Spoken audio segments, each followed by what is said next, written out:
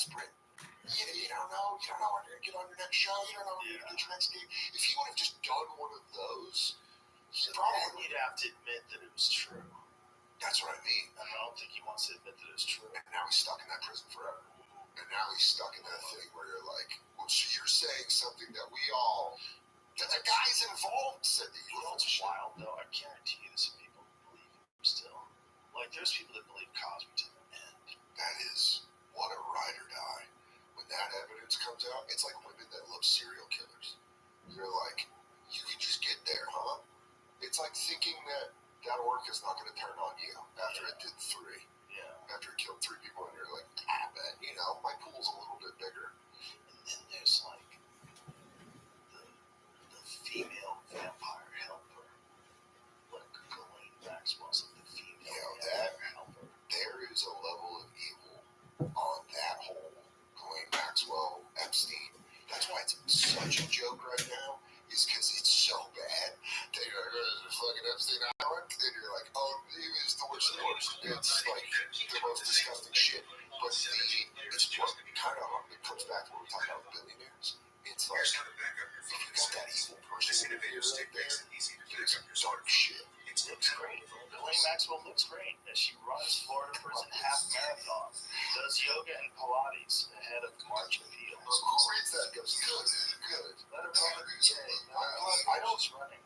There's got to be people, her life is threatened on a level that we'll never understand. Bro, there is no chance she stays alive if they let her out. No, because the people that are... She's going to be writing a book, you know? If she writes a book.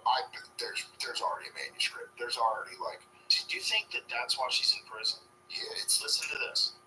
What if she goes to prison to write a book? Because they say the only way that this information is going to get out is if we have you locked. We have you locked up. Yeah. And we protect you, and you write a book. Dude, her information of Rolodex, of the things that have happened, can destroy people that are as powerful as our top businesses. Like, will topple things. Like, she has information on people. Of course they're going to lock her up. Yeah, let her live in the villages in Florida. Yeah. She's fucking... This woman has a dangerous amount of knowledge. And she's probably known the clock's ticking. Yeah. Release of court documents expect well over 100 people connected to Epstein, which is just like... Hold on, what's the full... She's serving 20 years in prison for luring young women, blah, blah, blah. Shared her thoughts via an attorney ahead of the release of court documents expected to name well over 100 people connected with Epstein. Maxwell's lawyer, Arthur Idala, said that New York Nation's Mario Cuomo, Chris Cuomo, right? It's Cuomo. Chris Cuomo, not Mario. I think it's the younger one. I don't know. Yeah, the guy used to be on CNN. Yes. News Nation's Cuomo that Maxwell has nothing to say about the impending release of names, but that the former socialite takes issue with the fact that the only person facing consequences over the rampant sex trafficking of young girls is a woman. I don't think she has anything to talk about except maybe that if you look at this crime, this overall crime, it's all about men abusing women for a long period of time, and it's only one person in jail, a woman. Absolutely genius. What a genius defense. We're going like this. So I guess it's a boys' club when everyone's getting abused, but in court it's only a woman. And you're like, well, the other guy got murdered. Like, Epstein got murdered. Yeah, she tells who else is involved. We'll lock it up too. Well, throw some boys in the crowd. Well, so that's what I mean with she's on how much power is involved. She's on a level of danger that they're like... She's like, that's what we need to really get in our heads. There's still an I can kill you in front of everybody and hide it in the news thing going on. What did Putin just do? Yeah. Putin just killed the journalist and was like, what are you guys going to do? And we're like, those subways are real nice. What was that guy's name? Yeah, I always fuck it up. That guy seemed to be not like the sweetest of dudes either, right? Everyone's dirty. Everyone's a human being. That's the whole point. Is like there's danger on. Was he like he just spoke out. I think he just spoke out against Putin. The crazy one that I'm still obsessed with is the dude that tried to overthrow Putin. Do you remember that? They were over there with an army. And so let's get to this guy first. Alexei, a Russian. Yeah, Navalny was a Russian opposition leader, lawyer, anti-corruption activist, and political prisoner who organized anti-government demonstrations and ran for office to advocate reforms against corruption in Russia and against President Vladimir Putin and his government. So what was the controversy about it? No, but there were some other ones. There were some other ones like He's a Cosby believer. he had some, He's like, I think Bill Cosby built a bad rep. he had some questionable things that I was reading. But the other dude, like, led an army, and they were like, hey, he's marching on Moscow, and then he went, just kidding, no, I'm not. And then a month later, they're like, his plane crashed. And you're like, why were you getting in a plane? You went against Putin, and you're going to fly around in Russia? Are you out of your fucking What mind? the fuck is wrong with you? How is no one around him going, like, you can't John Madden this, you can't take a bus? We can protect the bus. Imagine thinking that Putin wouldn't kill you when you pulled up to Moscow. In a tank! You like showed up in a tank! Okay. Who he was. So he's basically an anti-Putin activist. Yeah, he's poisoned by Russian opposition figure, anti-corruption activist, was unlawfully detained and has now been in prison for 11 years and 6 months. He's still in prison and suffers continual ill treatment, including constant surveillance and psychological pressure. He must be freed immediately in unconditionally. So he died in prison. Yeah. And what was the controversy about him? Someone was saying something about his nationalist views. It could be. Just see if you can find something. There's someone was saying terrible things about him. But, I mean, that guy dies. But you always wonder, like, that is something that they would do. Yeah. You know, they say, oh, Do you remember when you got that guy, Litvinenko, with the, in England with the sushi? Yeah. Where they just reached down and were like, you're dead. They plutonium. They put plutonium in the guy's sushi. And there was like, he was like a rogue KGB agent. And they were like, see, but do you think they're bad? What do you think we do? Yeah, we do that too. What do you think we do? We do shit that we're like, the CIA's been cooking up stuff that, like, even Russians go like, that's pretty fucking good. Yeah. Like, do you ever think they, like, wink at each other like, you're fucking nuts? And it's like, yeah, we fucking did this whole thing. We flew planes into our towers. And they're like, you guys don't give a fuck. Like, if there's an open conversation about it, and they just fuck around. Not a Western liberal Democrat. The darker side to him, some say. That's such a fucking, they're putting that out there to be like, hey. His controversial views on Muslims in the Caucasus, Georgians, and Central Asian migrants in Russia. Immigrants from Central Asia bring in drugs to Russia. Navalny said in an interview in 2012, defending what he described as a realist visa requirement for wonderful people from Tajikistan and Uzbekistan. While he was reflected upon some of these past remarks, they frequently resurface, causing some to question if Navalny is what many in the Western world think he is. Navalny's controversial statements stem from his political origins in the nationalist movement, according to McGinn. There will be a feel-good A24 movie about this guy in 2 years. He used to attend the Russian March, a very far-right nationalist group generally behind the slogan, Russia for ethnic Russians. Anybody who expects Navalny to be an ideal Western liberal Democrat has been mistaken, she tells Euronews. His ultra-nationalistic sentiment was prominent in a video dating back some 17 years, filled with xenophobic comments. Do you think this is like his getting, like, with comics, when they bring up old clips of comics on podcasts? It's like he was like, oh, that was 12 years ago. I was crazy. So this is what he was saying. He said, everything in our way should be carefully but decisively removed through deportation. Navalny said in a video dressed as a dentist, comparing immigrants to dental cabinets. He was dressed up. He was doing costume work. He's like, he has his hands like this. He's like, I know we're having fun here, but really, we've got to get rid of immigrants. Maybe it was a sketch. Yeah, he's just doing an SNL sketch. He's like, live from Moscow, political prisoner. Someone said, Navalny, the best way to give this information out is human. I Everyone, want you to be over the top against the immigrants. Over the top. Like they're cooking cavities, and I'm the dentist. Yeah. Navalny take care of cavities for you. they go, we'll call it laughing gas. And it's all sketches done like, hey, Let's trick this dude into doing this. They really did a movie already? Already made a documentary about this here. Oh, they had it. And what does the documentary say? Does it say, is it all a pro thing? Yeah, HBO, CNN. Yeah, see, anybody that's in opposition to Putin has to be good. You know, it's the enemy of our enemies, my friend. Yeah. That's a the other guy, controversial take. This guy was just gossiping. This guy's like, did you hear what Putin did? And the other guy was like, I got tanks, bro. Yeah. We're fucking pulling up to Moscow. Anybody's going to be okay. Thought it was fine. And by the way, it was in the news a lot, and then it was completely gone, which you're like... Of course he did it. Like, everybody knows he did They it. just sucked the air out of their... But Putin's always like, what are you guys doing? Yeah, that's my Why favorite. are you always coming after me? What are you guys doing? In the We Oliver haven't Stone... invaded anybody. Oliver Stone interview and Up until this. the Tucker interview, he really loves to be like, oh, you guys aren't so great. You know when you fight with your girl and she like she'll bring up something you did and you get defensive, so you just go like, yeah, but what's up with you fucking, you do stuff. Totally. You're a bitch sometimes. Fucking God bitch. damn, I got nothing. I'm sorry. Yeah. That's true, but he's got a point. I mean, dude, He he is a lot of shit. Do you remember the lady that wrote him the poem when he invaded the Ukraine? She wrote him a poem. This like Hollywood actress did a thing that was like, yeah, dude. No way. This shit is so this funny. is not real. Don't tell me this is shit. real. You never saw this? No. Dude, this shit is so funny. This is the most I'm in LA Oh my bubble. god, I have to see this. I don't want to. I'm so sorry that I was not there. If I was your mother, you would have been so happy.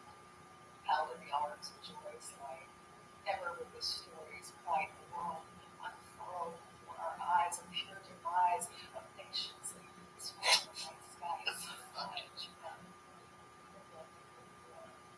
So much laughter and joy and nothing but home. I can't imagine the stain, the soul-stealing pain, the real boy you must have seen and believed, and the formulation of thought that they taught. This is so self-gratuitous.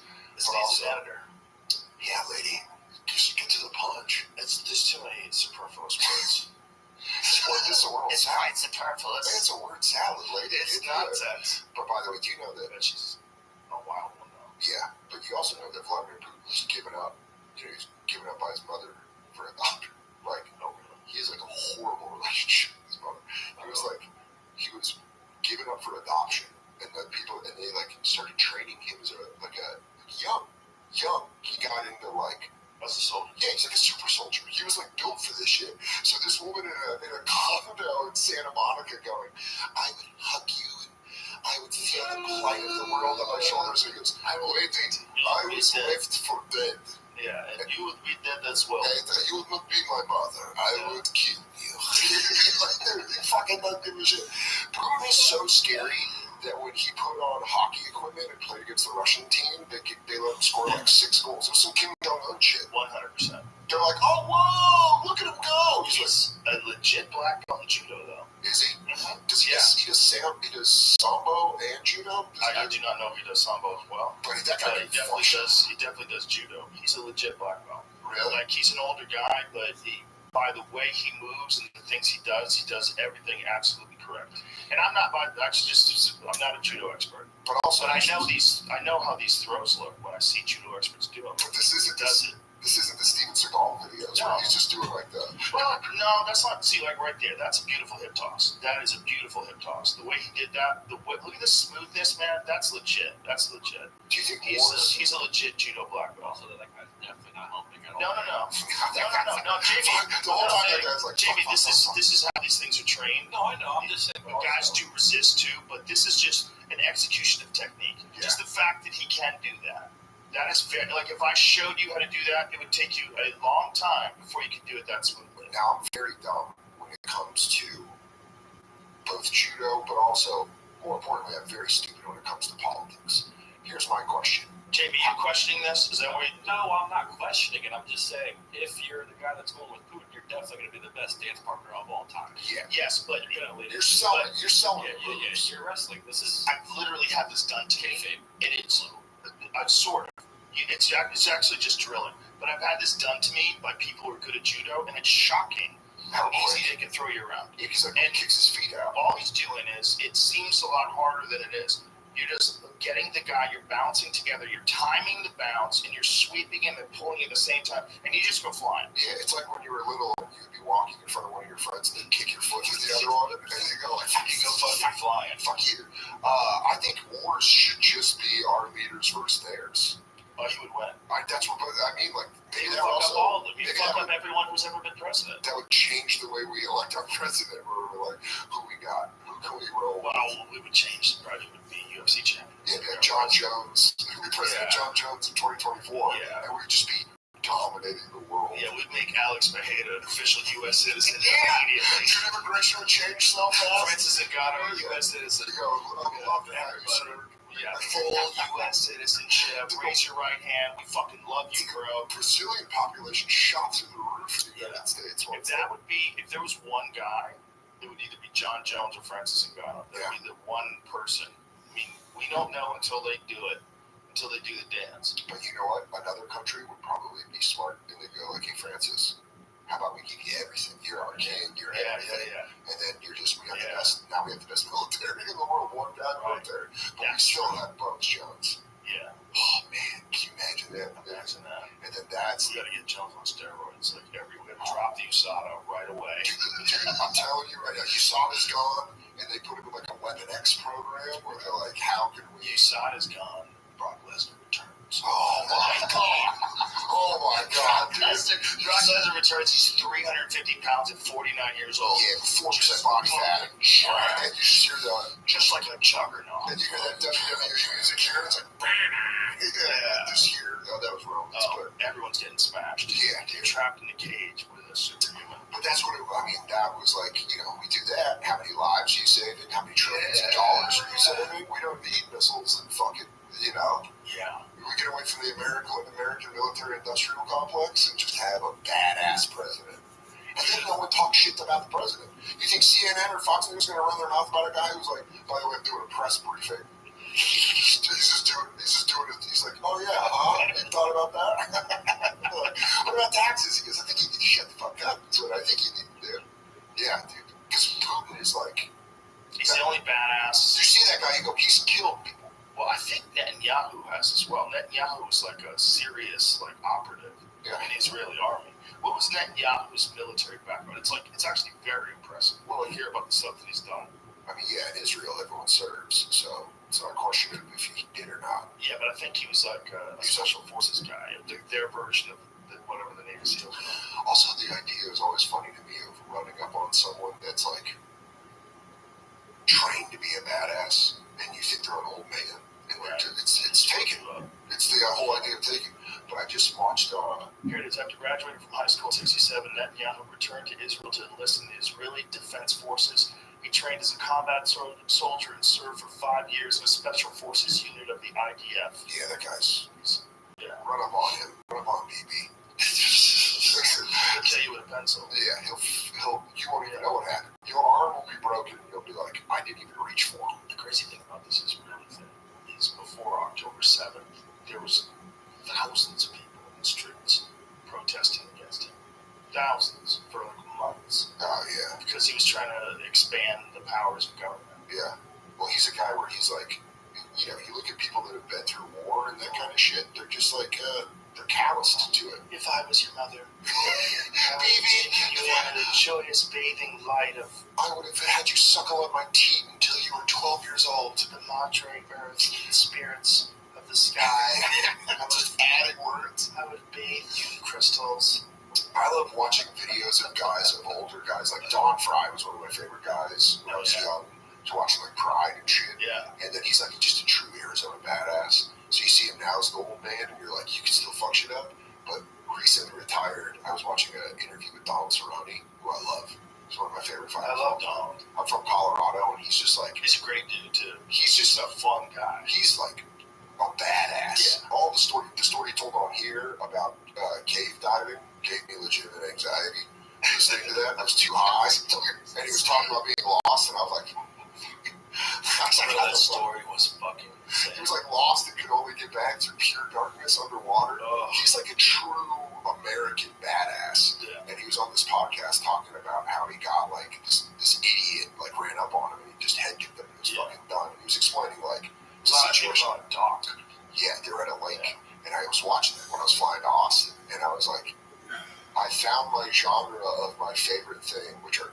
fucking around with older badasses and finding Well, out. this wasn't even he was older. But I mean, like, active. Cerrone's a badass, like an old now. Don't run up on the guy. Like, Don't run up on him any time in his life. But this was like years ago. Oh, this is when he was active in UFC? Yeah, he was active. That's what I don't think. But these guys that think that you can beat a trained fighter. They didn't know he was a trained fighter. They're just douchebags. Well, guess what? And they got head kicked. Back to the wrong guy. I mean, imagine that's your opening move too. So how much disdain do you have in this guy's ability? But how? Head kick him? How much athleticism? Yeah. I can barely clip my toenails now. This guy's starting with a head kick. He's like, that's literally what he does for a living. Yeah, dude, he was a guy that, like, you grew up in Colorado and you go to, like, the Western Stock Show or whatever, and I'm just like a pussy suburban kid. But you see these, like, Eastern Colorado kids, or these kids that are from, like, the real Front Range, and you're like, oh, you're a badass. This is how the land got settled. He has this one KO in the UFC, this one combination where he lands on this dude where it's like the Matrix. And he's just touching him. He punches him up, punches him down, face kicks him, follows up, and the way he did it was I forget the fighter's name that he did it to. We went to Rick Story. We went to a UFC. Is that it? Yeah. So watch this. Hold on. Let's do it from the beginning. Look at this combination. Jab to the body, left hand, ducks down, head kick. That's a full meal. Are you out of your fucking mind? That's a full meal. Are you out of your fucking mind? It's so cool. It's so cool you can do that in real life. I went to a UFC event at Barclays because Steve Miocic was on Billions. And so, and Steve is the man. He's like the coolest fucking guy. He's awesome. And his manager was like, oh, I can get you tickets to the fight that's at Barclays. Stipe wasn't on it, but Cerrone was. And I'm a huge Cerrone guy. And I went with Louis J. Gomez. And we sat there. I got so excited when Donald Cerrone knocked the dude out that Louis was like, as a friend, it bothers me how much you like this guy. He's like, stop it. It's like a friend calling out. It's like you want him to be your dad. And they're like, no, fuck that. He's just like the coolest. When you're like, that guy's so fucking cool. Louis can't elbows up. I love that dude. Louis, the first event we ever went to, the first live UFC event I ever went to was Jones Sonnen in Jersey. It was like, I don't think Jones had the title yet, or maybe he did the light heavyweight, but it was John Jones, Chael Sonnen, and we're in the crowd. And I've been to boxing matches, and you feel that. John had the light heavyweight title back then. Yeah. And he was just shooting on you. I mean, he beat the fuck out of his toe. Yeah, he beat him up so bad he broke his own toe. Yeah, sure. He pushed off so hard off the ground while he was smashing him that you can see it in the video where it turns over. Yeah. It's like an overhead shot where they see where it turns over. Yeah. So he was beating the fuck out of him. And here's the thing, he didn't even know it was broken until he was talking to me. Yeah, in the ring. Yeah. You look down. I remember that because I was in the arena. You look down and you're like, I think your toe's broken. And he was like, he hopped over to you. Bro, that's how much he wanted to fuck Chael Sonnen up. That's crazy. He just wanted to fuck him up and teach him that you do not belong in there with me. I mean, dude, Bones Jones is just a monster. He's a monster. The thing is, greatest light heavyweight of all time without question. Yeah. There's no second place. Yeah, those old John Nike, Jones is number one for sure. Those old Nike, like with the open slit on the sides, he can knee you. Mm-hmm. Yeah, dude, that was wild. So we were there. Here's the thing, man. If he didn't get busted all those times, all of the things he did, he would have Nike sponsorships. He already had one. He had one lined up. He would be the Jordan of fighting. Yeah. You'd just be like, that's how talented that guy is. Yeah, you're just like, oh, this is the greatest thing. You can't even argue it. You can argue who comes close to him. Yeah. But we were at that fight, and we're watching these guys get chippy. These like Jersey Italian guys are just fucking yelling at this guy. Yeah. And it's like a dude, 8 Mile style, like a white guy being like, yo, what's up with the disrespect? And Lewis just so casually goes, you should go pay the fight. You should pull your phone out. Those guys are going to fight. And I was like, no, they're not. They're just John or whatever. And then they just start fighting in the crowd. And I was like, damn, Lewis, you really felt that. He felt it in the senses. He's like, it's about to go down. Lewis has had some fights. Yeah, dude. Yeah. I love it. He's got some crazy stories. He's told on the podcast with him about like growing up. He had a fucking tough life. That's why I always say to people with Lewis, I go, if you had that tough of a life, there's no way you'd end up how good he's done. All of us would have failed with all the hard shit. Because sometimes you talk to people and you're impressed by what they've responded to. Right. You're like, there's no way I could have responded to that. Like Vladimir Putin. He's an evil guy. He's done evil shit. But you read about his childhood, that's why that lady's poem's so funny. And you're like, this guy was literally thrown in a ditch, basically, and then came up and is now the most powerful man outside of the United States.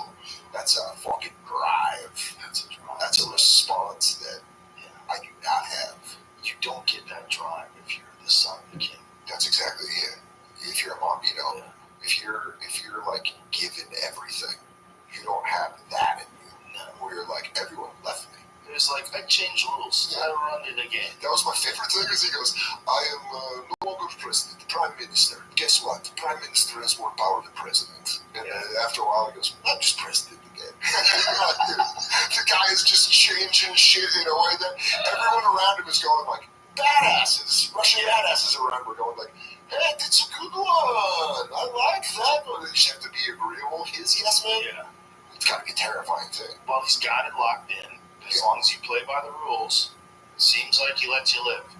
Who do you think that's exactly it. Pretty good. I might live. Who do you think has the more ass kissers around them? Putin or Kim Jong-un? Kim Jong. Yeah, that's like crazy. I bet Putin's intelligent. I bet Putin requires people to have different perspectives, Challenge. so that he can take into consideration. And I bet he's very strategic about what they do and why they do it. I think Kim Jong-un, like, that's... Well, he's a rich... You want to talk about a princess, a king's son. Exactly. Like, there's the comparison. But the difference is, like, the people of Russia are doing way better than people of North Korea. Well, people from North Korea, they like find out about stuff on the outside. And when they get out, they're like, what the fuck, dude? I'd be so mad. If you're a North Korean and you get out and you go like, the fuck? That's a whole country, like an organ tank. Yeah. There's like, nah, you don't even get info from the outside. You get nothing, and when dear leader dies, you have to cry for like months. They put people in jail that didn't cry hard enough. If I got arrested, my grandmother passed and I loved her. If they were doing that and I didn't get arrested, I'd be like, dude, I was dealing with shit. You know, I deal with it my own way. I know, feel they inward. think about it. I cry when I'm alone. Yeah. Fuck alone. I had to watch Iron Claw, that wrestling movie, last night in my hotel room. They jarred something loose. So look at this is people. That's a public cry. All right, listen. Can we also admit, though, when Kim Jong-il died, right, and they did this, it is hilarious that you're that powerful that you're like, cry harder, motherfucker. That everybody has to cry. Yeah. This is where communism leads, kids. All you fucking idiots out there that think that just no one's ever done it right. There's only one way to do it. You have to have someone has to enforce the rules. That person is always the military and they have power over everything. Jamie's pointing this guy out. You think he's going? And this guy in the middle goes like, oh, fuck it, I didn't know a camera was there. I didn't know a fucking camera was there. That guy's probably tortured right now. Yeah. He's That guy's just still being whipped. Yeah. And Kim Jong-un said, damn it, didn't he have his uncle killed? Yeah. Kim Jong-un was just like, when ill died. Yeah, so people are trying to move down the territory. It's like, I'm the prince, bitch. But also, so the difference between a self-made man and a prince is that prince has that, like, let them die. Yeah. Like, they have that energy. Yeah. They go, my uncle has ran upon... Like, Vladimir Putin would be like, Yeah. I am very disappointed that you would not think that I would take care of it. He'd be like, Right. We're in, you know, he's like, You are dead. You are dead to me. like that prince energy. And now the sun and the stars have spoken and you have died. Dennis Goodbye. Rodman wants you to die. Dennis Rodman, would you like to kill my uncle? Thumbs up or down. He's like, oh, Imagine you like that. Oh, what's up, man? When he's over there and he's hammered in that documentary, he's like, oh, man, you rule. When he sings him happy birthday. Wild. Big J showed me that documentary and, like, rubbing his hands together. Imagine being friends with a dictator of a country where the people are starving, and you're getting drunk with that guy and playing basketball, just hanging out. And then you walk outside. Oh, there it What is is. he saying? They're clapping off. Dude, the NBA players that are there for the fat check. You know what, though? How many times have we done gigs that have killed our soul? That one's gotta feel weird. Yeah, You have to going like this. You have to Joe. lose to the North Koreans. It's just going like this, Joe. Standing there after you were a 4-time All-Star in the NBA, and you're like, Here's the question: do they have to lose?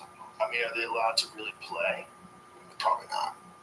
It seems like there's no competition here. This is insane to I watch. would say they give them as much pushback as that guy in the judo class did against Putin. That guy was good. They're not playing. That guy was good. Shut up, Jamie. That guy's good. Hold on, go back. What is a bunch of giant dudes letting a really short guy shoot a ball from very far away? You know what it is? No one can do it. It's like airball Jamie, defense. you're a hater. No. That guy's the best. Jamie's like, no, I would key up on that guy and make his life a Look like an all-star in this. Yeah. So they let the Koreans get close. Is that what I happened? would guess they would want this to be like a Harlem Globetrotters game where they want these players that they know to just beat the shit out of their. You know, they let Robin play with lip rings. Yeah. This can't be. He left in the last dance when they're talking about I don't know who's in charge of the movie. I think they're making a movie about this whole day or two. Oh, in Pyongyang. No, Rodman going to Vegas. Oh, it's Like I think Billy Corgan talked about this podcast. oh, that's nuts. Yeah, it's I think he did too. Now that you brought that up. he just asked Phil Jackson. He's like, I'm gonna go to Vegas. Phil Jackson's like, please let me 2 days. It was like 4. It was on the run of the season. He's like, oh, I'm going to Vegas and get fucked up. I'm hanging out with Carmen Electra. And Phil Jackson's like, God damn it, you're so good. Being that good at something where they bend the rules for me, Yeah. they go like, fuck, dude. What All about right, just that? go ahead. Just come back. He's like, I might not. Did he miss any games? I think he did, right? Did he miss games, Jamie? I remember the movie right now is in production. It's called 48 Hours in Vegas. And it's been So that's what it was. He asked. 3 years. But that's how I think he took. I think he took like 4 days. It was during the finals. The finals! During the finals. They usually made it 3 days. I think he took 2 days. Well, they had to go get him, as I remember. They like Michael Jordan, Phil Jackson, Snap, and all got on the plane. They were like, "You got to come back. We have a game tomorrow." You're our leading rebounder. And he's like, Just so insane. And he's just been partying for days. dude, it's like The Hangover meets a Space Jam. You're like showing up and you're like, hey, we got the biggest game of our life, and you're here in Vegas. Vegas. Did you ever see where? God, what was it? What? Production's off a little bit, I guess. Jonathan Bader's just had some help here. He was playing Robert. Oh. Did you ever see when he was on Celebrity Rehab? Yeah, it was horrible. It was hilarious. Celebrity Rehab was He like, got in shape. All he did is like run on the treadmill, like Oh, drinking really? water. I was thinking He of, just partied a little too much. I think Celebrity Rehab, the one I'm thinking of, is the first season where you saw people melting down in ways that you're Oh, like, what the fuck? Oh, well, first of all, it's the worst thing you could ever do to someone who's in the middle of recovery. Yeah. Is to broadcast them and all their insecurities to the world Yeah. and have people shit on each other and insult each other. Dr. Drew hosted that show, and it led to one of my favorite stand-up bits where he said, Dr. Drew is to science. I forget what it was, but he was like talking about it. He's like, that'd be like being an OBGYN that only specializes in hairless, stinkless Norwegian pussy. Like the way that stand-up described it, I was like, that's so funny. I fucking love that. You know? Yeah, but Celebrity Rehab, you just saw people be like, oh, here's your favorite guy, and he's super broken. Yeah. He's fucking crazy. And it gives you a window into like the dark side of Hollywood. You see them be like, Yeah. I don't keep that money. That money doesn't keep coming in. That's like the Jussie Smollett thing where you're like, you wonder how many of those people that are on drugs hit that moment. They're like, I have to do something crazy Right. to get back up there. I'll do Celebrity Rehab. Like, Right. I'll be the victim. Like, what do you do if you're that guy? Like, if that guy can't work. He's got to save 3 babies. He's a career, apparently. No, he doesn't. No, he doesn't. Does he, though? What if it fucking rules? What if it's like good? Wow, that'd be a problem. What if we heard music and it was like, All damn, he released last year is a single, but Let's let's hear it. hear it. I mean, before he got in trouble, he had a bunch of get a record. But did he, though? Can we hear it and edit this out of the show? We got Can we just play it for us? Just play in-house. And what will the audience hear? Nothing. not cut it out. You I'll can cut it out. record Cut it out. Okay, Or play it you for can us. overlap elevator music. We'll be right back with our commentary. Ladies and gentlemen. About B-Boy Blues. being up on the tank for. Oh, going for that game market. Yeah, This he's was got also a year ago. That's like this is. I would I had describe. a bunch of charting songs in 2014. And then Oh, really? Yeah. So he actually is a He had legitimate. songs on Empire that were making it big, and then that's where I was looking to around 2018, and they started not charting anymore, and then 2019. That's when the thing happened. Is that crazy? You can follow it like that? You can go like, oh, here he is, and then now you're like, it's different. Don't you see something? Let's see a little fucking. I will say my review of the song is it sounds like AI R&B. It sounds like there's not one specific thing that I was like, oh, that was really cool. He can sing, for sure he can sing, but it just feels like AI. And like Right. a lot of shit feels like AI. You know what flavor my coffee is next? What? That's it? What? Okay, cool. I know what you want to drink in the morning. Thanks. I don't know what's worse, that or the open letter to Vladimir Putin. That's the worst thing I heard. That's one of the worst things. You're dealing with a man that's a murderer, and you're writing a poem about. If I was your mom, I'd fix it. Like, It's also how outrageous. great shit. Is she even a mom? No, we looked it up. I think we looked it up on the Even bonfire. funnier. This is wrong. Makes it funnier. It is probably the best piece of shit talking we have against Vladimir Putin. Because Biden or Trump, either one of them talking shit. They won't say, but this woman being like, just a self-important actress being like, I'm going to tell you what I would have done. Nothing can stop hot actress energy. It's just like, it's an immovable object. Some mentally ill people are also hot. Oh. White woman single-handedly stops war in Ukraine. If I was your mother. Imagine. I could be like best case scenario. Put that on TikTok because this really does go viral. Gets to Vladimir. And you see him crying in the Kremlin.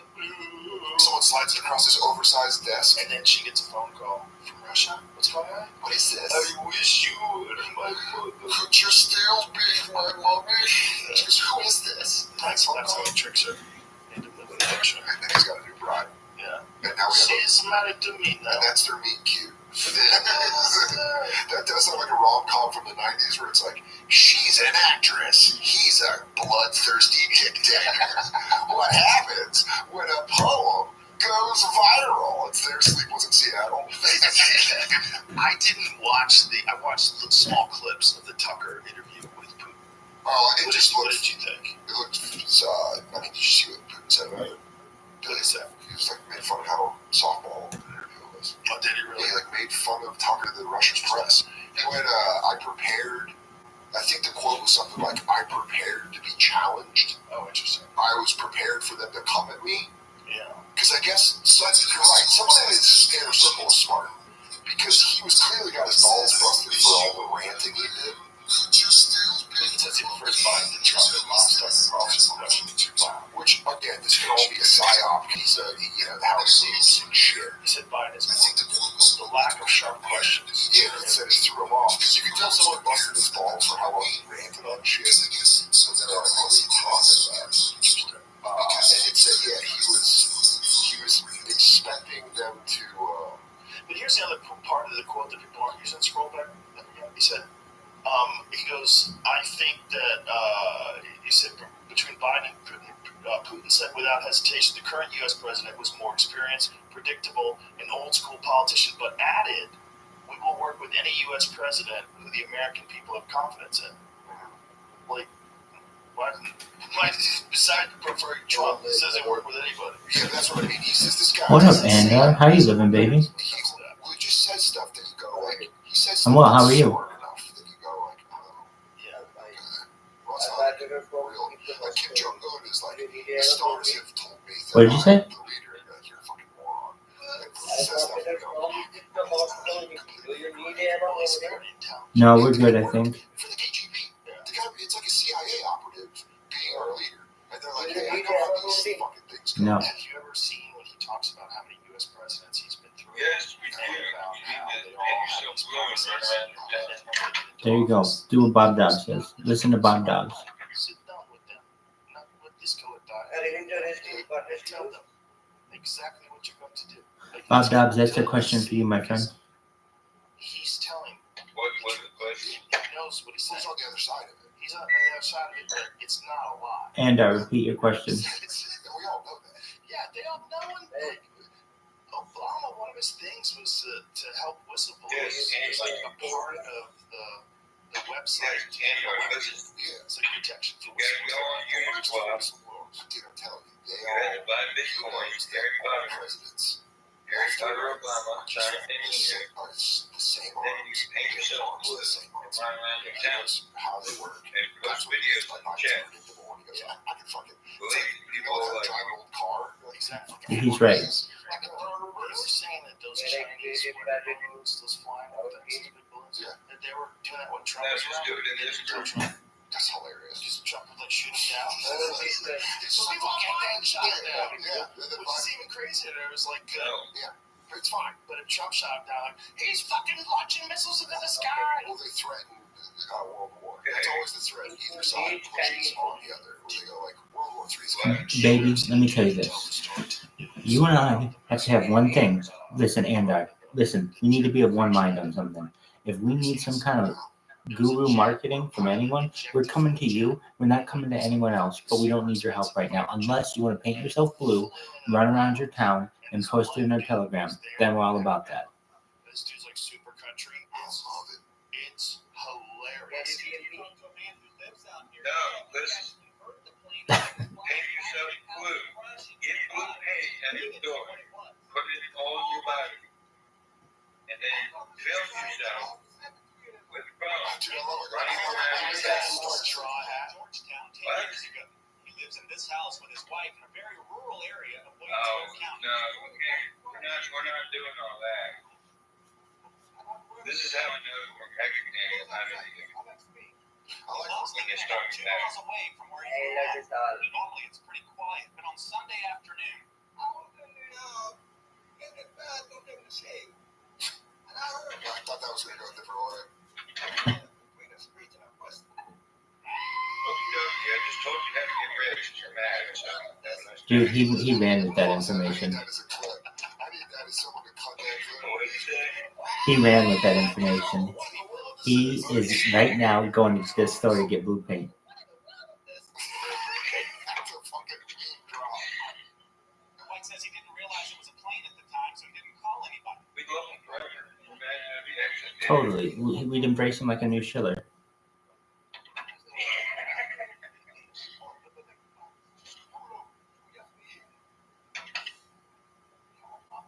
That's dumb, Rabbi. Rocking out. So I'm live on Rumble. Do you know what Rumble is? Oh, he doesn't put it together. Yeah, I've been there. Kind of like there's another one too. That is Okay. Odyssey, Rumble. Right. The beginning of the interview goes, been on so about 72 years. But so you can do a live stream. Yeah, you can. I ain't seen that shit. In the country. Yeah. But I'm happy to show you. Just I think they're pretty small. Yeah, but at least here's the thing. YouTube is huge. But over the course of a day, you might get 5 people from YouTube to watch you. On here, you'll get like 100 people an hour. So it's a lot better when it comes to how many people see you. Yeah, I mean, that's, I want his explanation on the other Yeah, you just gotta start building fans. I think they You're lost right, my the friend. jet, though. They knew the guy had checked it from the jet. And they lost the jet. It was reported the jet was lost before this guy reported, and they found out where it slammed. Yeah, Doc, 'cause I remember reading that news story about a lost jet. You're like, how the fuck do you lose a jet? Also wearing a weighted vest. Yeah, that guy's probably got low body fat under there. Is that what that is? This guy's probably shredded. He's working out. Yeah, Maybe he's like the dude who's just out there works out all the time. yeah. Just take it off, it's just shredded. Yeah, just old man ripped. He's like an old Rambo. Have you ever seen those old dudes that work out in the park on those monkey bars and Yeah, dude, up in Harlem. and the gymnast bars, the various different height parallel bars? I did this. But these guys are insanely fit. So, There's this one old dude that does it on Instagram that I follow. well, I met back when I was getting out of the waiting tables days, this is about 12, 13 years ago. I did a series for Yahoo called Manson. But it was, they would have me do different weird shit or whatever. And then I went up to Harlem and did an episode with these guys. And they were like showing me the shit they could do. And it was unbelievable. Like, oh, there it is. Yeah, the bartenders. Yeah, That's you, bro. dude, I am a Fresh face. full alcoholic at this point. Very hungover.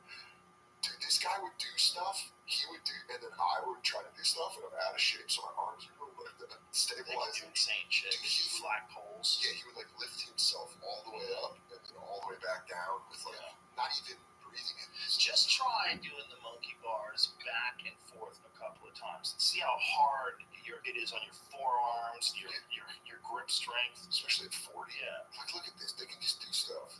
But it just shows you also, like, their physiques come entirely from body weight. Yeah. And you, like, look at gymnasts. They're some of the most fucking ripped people alive, and it's just all body weight. Yeah, it's no weight lifting. It's just that. Pull-ups. How hard? Look at that. Yeah. Like, that's crazy. Crazy muscle. That's why flips. Hardcore guys are crazy strong. Yeah. To have that kind of control. Oh, for sure. For sure. Now, I could do that if I got up there. I would. I could flip around. If you fall, you're fucked. Yeah, especially at 40. I'd fucking take a fall. I'm like, oh. I think they have a rubber floor there, it looks like, which is nice. It'll help me a little bit. It's still not good. Being out of shape and trying to do that in front of them. Those are just like little liability places. Like there's so much liability. I would like to know the insurance on city playgrounds, like the legalities of what they have to be like, you're not suing us. And it's just some stuff that's grandfathered in, like those domes. Those iron thunder domes. They're like monkey bar domes. Like Those are there's the shit. strips all around. You'd be inside of them and shit. Fall. Yeah. Dude, I used to go to this place in Denver when I was a kid called Big Fun, and it was like a Discovery Zone kind of thing. But they had these rubber straps. It was called a spider web. And it was these tight, thick, like that wide, that thick, across, but like dozens of them all the way up. And you would climb through. Disaster. When you fall, you go through these like straps slapping you in the back of the neck. You would come back with like lacerations on your arms and shit. It was the most fun I've ever had. And there's zero chance they would do that now.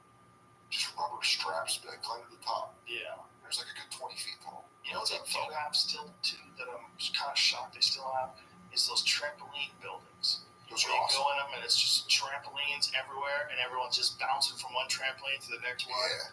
Like, dude, this guy, very funny comic, Damien, he's open for me. He used to do slam ball back in the day. And he showed I remember me. slam ball. Yeah, they brought it back, but now they do it with contact. Or I think you used to be able to do it with contact. What a wild idea to have basketball with trampolines. It sounds good on paper, but your knees are like, dude, I can't do this. Oh yeah, it's gotta be terrible. Like, you land wrong? Oh yeah. Like, I wonder if it's almost easier to land on a hard floor. I bet you have to do everything totally different because you have two different things going on. You have trampoline jumping, and then you have running on a court. Yeah. You're going back and forth to both of these things. Dude, that's probably really hard to do. Yeah.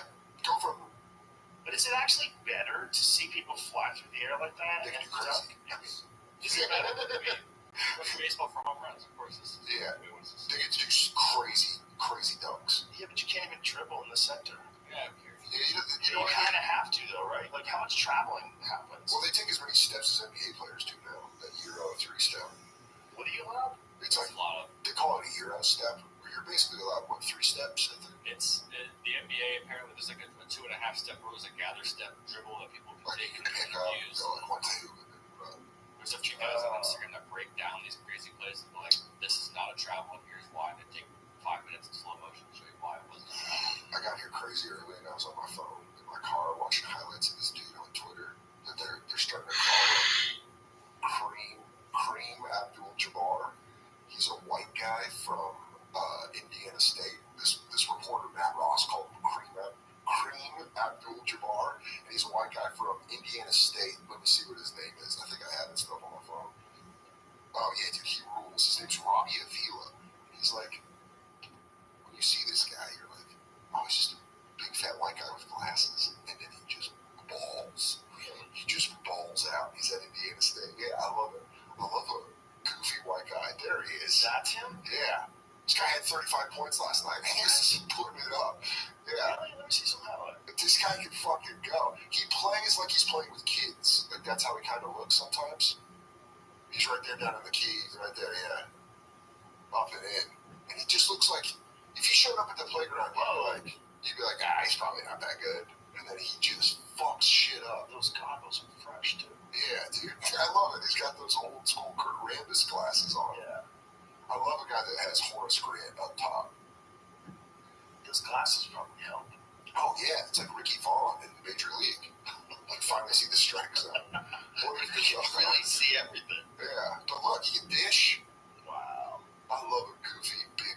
guy that's great at basketball. That's why I love Jokic on the Nuggets so much.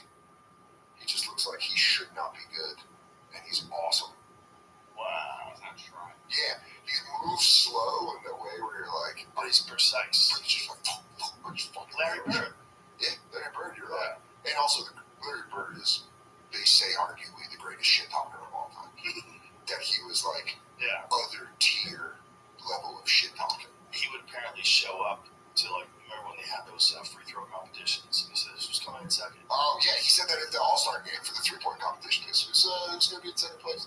There was one, and I don't really know how true this story is, but Joe List is a huge Celtics fan, huge Boston sports guy. He told me a story that Larry Bird, it was like the 86th season, and he was lined up on a guy, and Larry Bird hit 3 shots in a row. They call a timeout, and he comes back on the court, and he tells the guy, he goes, "Can you believe they're going to give the ball to McHale? I just scored 6 straight points on you, and they're giving the ball to McHale." The guy went, "What?" And then the play happens, McHale scored, and Bird looked at him and was like, "I told you."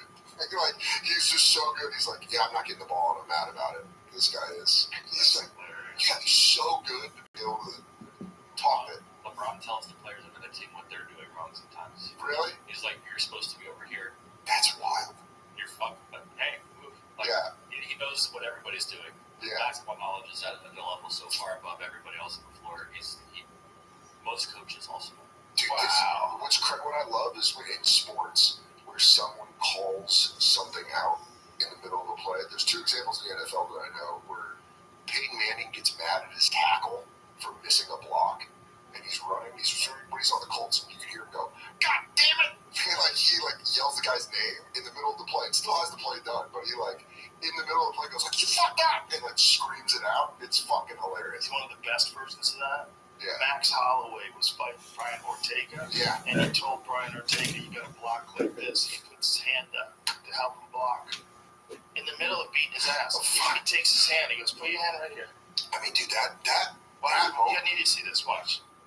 Look, watch this. Look, he puts his hand. See, he's teaching him how to do it. So He said, funny. look. Protect me. Look, see?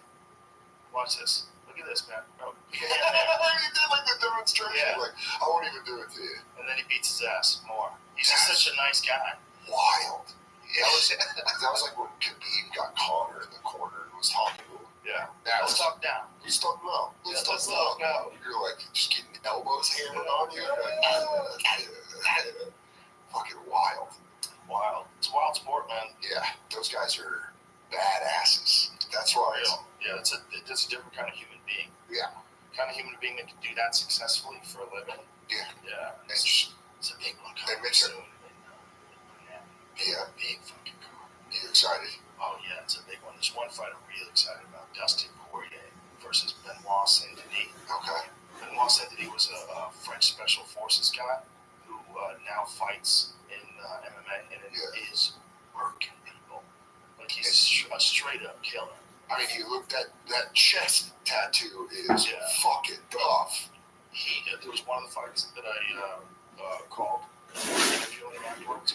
He starts talking about like America. He helped us out during World War II. Thank you very much for bringing us back. He's talking about America in terms of like military, like that we've always been kind of aligned. Yeah. And like that's how he's thinking. Yeah. He's That's a problem. He's a killer. He got into MMA to be better as a soldier. A different weight class too. I think he fights at 155, and I'm pretty sure. You should check on that. I'm pretty sure his fight that he lost was at 170. But he's very good, man. He's very good.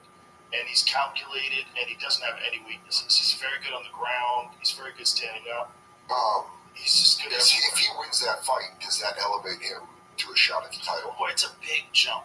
It's a big jump in competition. And this guy goes from beating guys who are pretty good fighters, solid fighters, to the top of the heap, Dustin Poirier. Yeah. A guy who's been interim champion. It's a different level. And for Dustin to accept that fight is a big risk. And Dustin must have got paid a lot of money to do that, because that's crazy. Saint-Denis is favored over Dustin Poirier. Dustin Poirier, who has fought fucking everybody. Yeah. Everybody. The guy beats Conor twice, and he's still the underdog against Saint-Denis. That's insane. That's how scary that dude is. I like that Michael Page is fighting in UFC. Kevin Hall and Michael Page is fun. I know Michael Page from Like, he was fun, dude. That's a real fight. Yeah. That's a real fight because Kevin Holland is fucking dangerous. Yeah. He's fucking dangerous, and he's got a lot of MMA experience. A lot. And he's very good on the ground, and he's got ridiculous one-punch power. Yeah. And that's also a welterweight fight where Kevin, I think, he's at his most dangerous. At 170, Kevin is so fucking He would do, dangerous. like, spinning back elbows and Yeah. shit. Like, I know Michael Page from watching, like, his highlights. If you go to Michael Venom Page, before he was ever an MMA fighter, was a high-level karate point fighter. Oh. And I was always wondering, like, when are those guys going to make their way into MMA? Because we had this one guy, Raymond Daniels, who was also an opponent of Michael Venom Page in a karate thing. But there's a video you can watch of that, of them competing in a karate tournament. What's But the, those guys at those high-level karate guys can move in and out very fast. Is that what their like superpower you would say is that The just like blitz. The they're blitz. just crazy in and out and can nail you with shit? They can cover distance much faster than everybody else because their game is all about touching you once. Yeah. So it's like you're playing a game of karate tag. Yeah. It's probably the Karate tag safest. is the No, it is. funniest name to call it though. It kind of is like that. It's like to make it sound safer. You want to play karate tag? You just get kicked in the fucking head. Yeah, but you don't. Most of the times, guys don't even get knocked out. They just get touched. You know, it's a lot of like this kind of thing. And then when someone does make contact, they separate and they call a point. Now, it's based on the very ludicrous notion that one strike can kill someone. Okay. So you wouldn't want to be hitting anybody more than once. Yeah, you could do one hitter quitter shit. Yeah, so this is like based, they started these tournaments based on that idea a long ass time ago. And they keep doing them that way. But the skill that you get from that is the ability to close the distance and hit someone. Look at that crazy jumping wheel kick it did. Yeah. It was a 720-degree wheel kick. Look at this. That's crazy. If you're in a street fight, right, and you see a guy take a karate stance, Yeah, there's a chance he's going to hit you with one of those. most likely. That's a one-hitter. Yeah. Where you take that shot. What if you're a wrestler? You go, oh, this is going to be great. This is going to be great. You're going to kick me. Okay, only time this. And then I'll just say, I'm going to tackle you on a concrete fuck face. that's why that Dagestanian wrestling thing. Wrestling is the number one foundation of all martial arts. Yeah. I think if you don't know how to wrestle, you can't fight. You have to know how to wrestle. Even the high-level kickboxers, like, you okay, bro? What happened? You son of a bitch. That's COVID. COVID. It's the new COVID. Even guys like Alex Bejeda, who's one of the most devastating strikers to ever fight in the sport. He had to learn how to wrestle before he could fight in MMA. Yeah. You can't just go in there and not know how to get up. You can't go in there and not know how to defend yourself. It's just too dangerous. I remember the old school when they did James Toney or Randy Couture. Oh, yeah. And they're like, Randy Couture was like, well, I'm not going to stand with you. Randy Couture was like, you can't wrestle at all. Randy ankle picked him, Yeah. which is like embarrassing. He just dropped down, grabbed his ankle, like, sit your ass down. Yeah, dude. He didn't even let him have a shot. That was fun to watch. Randy was actually nice to him. He could have tortured him. He could have like proven a point and just stayed on him and punched him in the face as long as he wanted to. But that's why I liked Khabib, because Khabib just did that to the top guys that could wrestle. Yeah. Guys that could wrestle were like, Yeah. it was like watching someone fight a shark and get brought into the water, and you were like, he's just got you. Yeah, I mean, that's what Poirier said about him. Just couldn't believe he was doing that to him. Can you imagine that? You're just so good. The guys at the top level are like, I can't even fuck with this He's guy. getting mauled by this dude. And he's talking to you. And Poirier tried for a guillotine at one point in time and almost had it. I remember, yeah. It was pretty tight. I watched that. Poirier has a nasty guillotine. Was that fight in London, or it was? I think I remember watching. Why do I remember watching it in the afternoon? But I remember watching it. Like, oh, it's Justin Gaethje. Was that the last fight? Gaethje was the last fight. With Gaethje, did he catch Khabib in something? I think he tried something, and then all of a sudden, Triangle or guillotine? Was it Gaethje? Am I maybe remembering it wrong? I thought it was Dustin Poirier almost had a guillotine. you probably know more than I do. I I just get remember him confused though too. being high at Helium in Philadelphia during the day. They're like, "We'll put the fight on here," and I was like, "That'd be awesome." So I woke over from that. The story was that he actually likes Gaethje. So it was Poirier. Yeah, Yeah, it was yeah. Poirier. So here it is. He gets him in a guillotine. It's pretty fucking tight, dude. It's pretty fucking tight. It would have been much better if he had that right knee engaged. See how Khabib just steps over that right knee? Yeah. He just alleviated a lot of pressure there. But there's still a tremendous amount of pressure on his neck. Yeah. The key thing here is Dustin tried to engage, but he never got that right knee in play. Khabib kept that right knee from being in play every time. See how he pushed it down and gets sideways? Yeah. That alleviates the pressure from the hips. So now the hips aren't squeezing down on your lower back anymore, which accentuates the pressure on And the now he's out. Yeah. Now he's out. It was the whole key to that. If he was in full guard, Look at how scary it is. Then all of a sudden he's on his back, and he's just like, shit. well, that's the problem with pulling guard. Right here, right, and then he just switches over, and now he's just on his back. Yeah, and also Dustin needs to take a break here. Yeah. He just exerted an insane amount of energy trying to close the deal. So when you're trying to close the deal on a guillotine, your whole body is involved. Yeah. And you're arcing into it, and and he didn't have the leg, man. And then he's just, He didn't have that leg. If he had that right leg over, and that's why Khabib, that was his number one priority. It wasn't even defending it, twisting it to the side. I've been trying to talk. And you can't even get hands involved. You're just fucked, Bill. Please, everyone. That was what I was saying last night. When you get choked and it changes your voice, you're going, That's just how fucking good Khabib was. Yeah. He's so good. It's almost a tragedy that he never wants to fight again. because he doesn't, right? It was like the promise he made his dad. It's beautiful. He made his mother. He's Yeah. going to have one more fight, and that was going to be it. And it's beautiful. Like, that's a great way to go out. And he was just a badass coach. Yep, and he'll be one of the greatest coaches of all time. And he'll go out as, without a doubt, one of the greatest to ever do it. Yeah. One of the greatest Pound ever. for pound. If not the best ever, he's definitely in the argument. The argument is Mighty Mouse, who's got a special place in my heart for when he was in his prime. Yeah. When he was in his prime, Mighty Mouse was a motherfucker to watch. He would do shit that no one could do.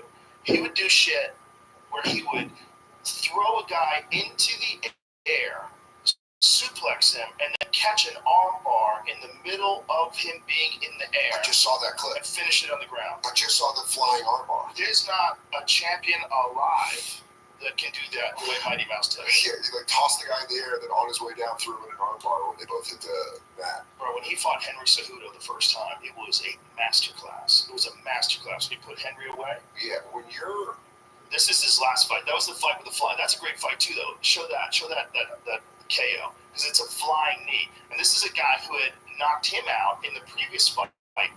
So check this out. Look at this combination. Look at that timing, dude. Dude, that And walk away. no, Walk away. God. Look at that timing, Oh man. my God! When you're watching this cage side, and you see a guy like Mighty Mouse do Yes. some wild shit, Yeah. are you just like, as a fan of the sport, you're calling it, but you're just like, does it take your brain a little bit to process? Like, what the It's fuck so did I just magical. watch? It's so magical. It's like, I know how hard it is to move that way. So when I see a dude who can move the way he does, I'm like, that is so fucking beautiful. So for someone who does There it martial is. arts, yeah, look at this. Flying So armbar. this is against Ray Borg. So in the middle of the suplex, he catches the arm before the dude hits the ground. Oh, that's what it is. Before the dude hits the ground, he caught the arm.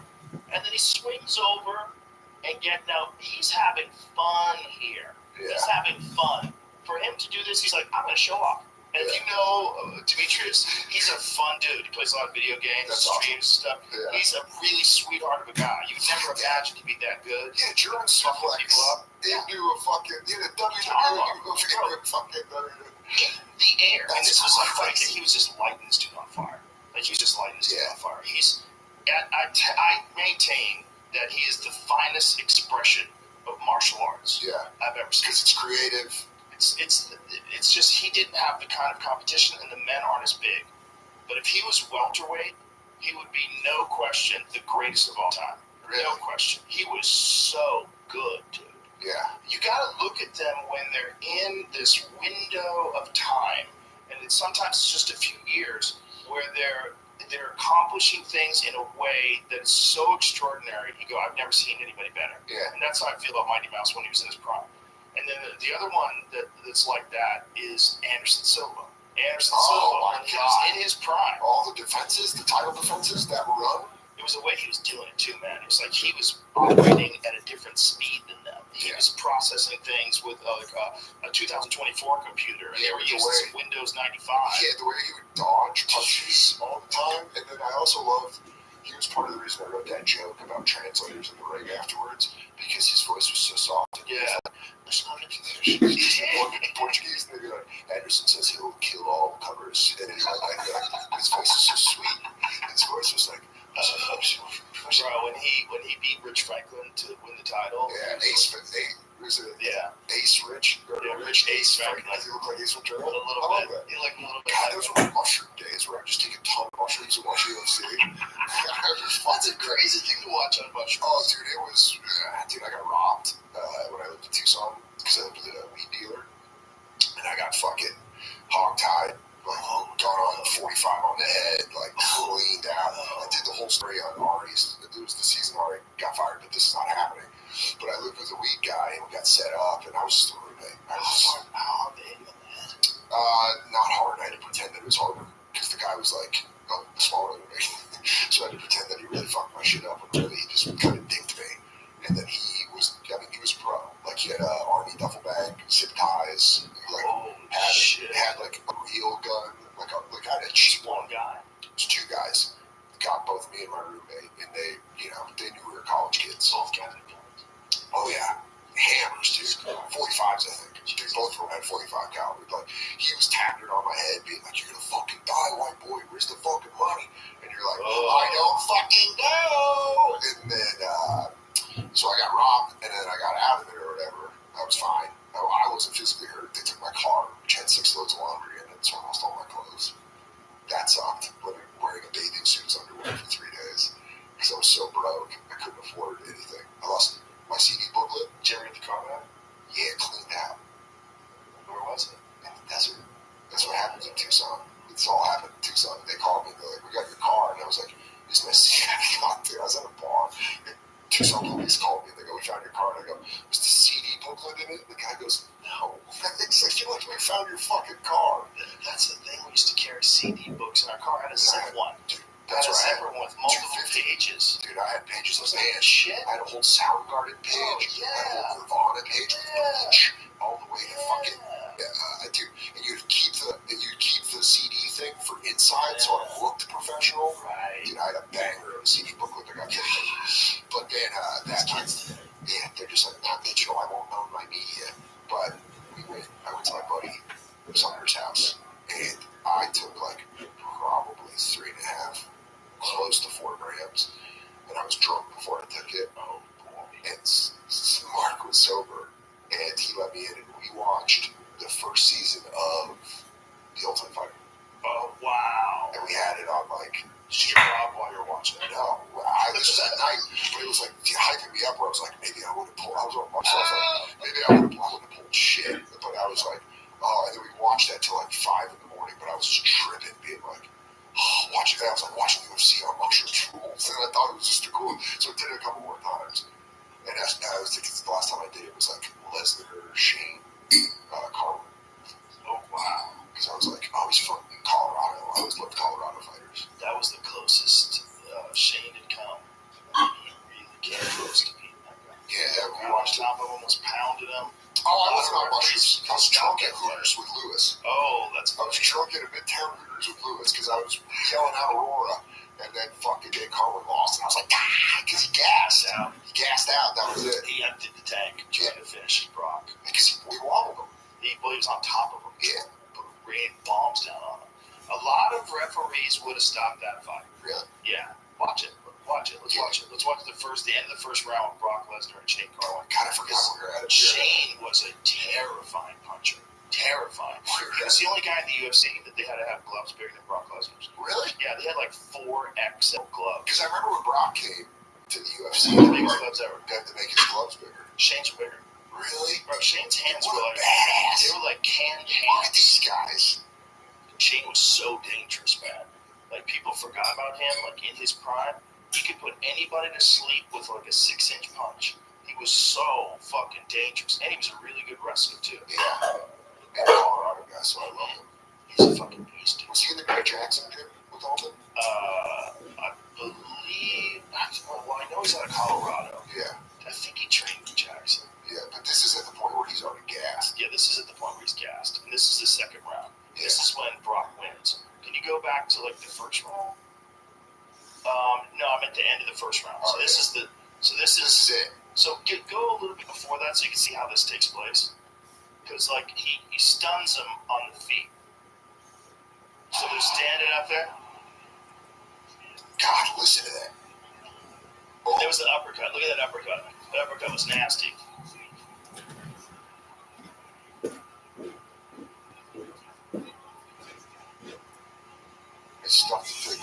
Shane was so dangerous. So dangerous.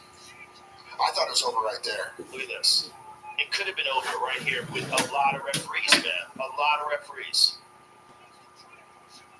I mean, not There has to here. be a feeling where you have Brock Lesnar and then you don't, and you go like, fuck. Look at this. Look how close this is. It was so dangerous. So dangerous. I thought it was over right there. So he's getting fucking pummeled, dude. And this goes on for a while. The thing is, Shane right now is emptying the tank because he thinks he's got the clothes. He's at the end. That's what he thinks. Yeah. This goes on for a while, dude. Dude, It keeps going on. Look at this. Big shots. Like right there, stop the fight. Right there, you can stop the fight. But Brock is still pushing him off, but he's not really effectively defending himself. Like many referees would have been like, I've seen enough. Like right here, the blood spraying. Many referees. Damn. But no. I don't remember this fight that well. I just remember that Shane gassed. Yep.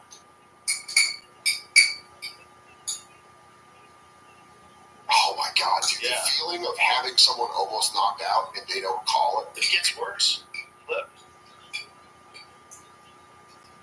It gets worse. So now he gets, I think he fully mounts him at one point in time. Like, look at this. Look at this.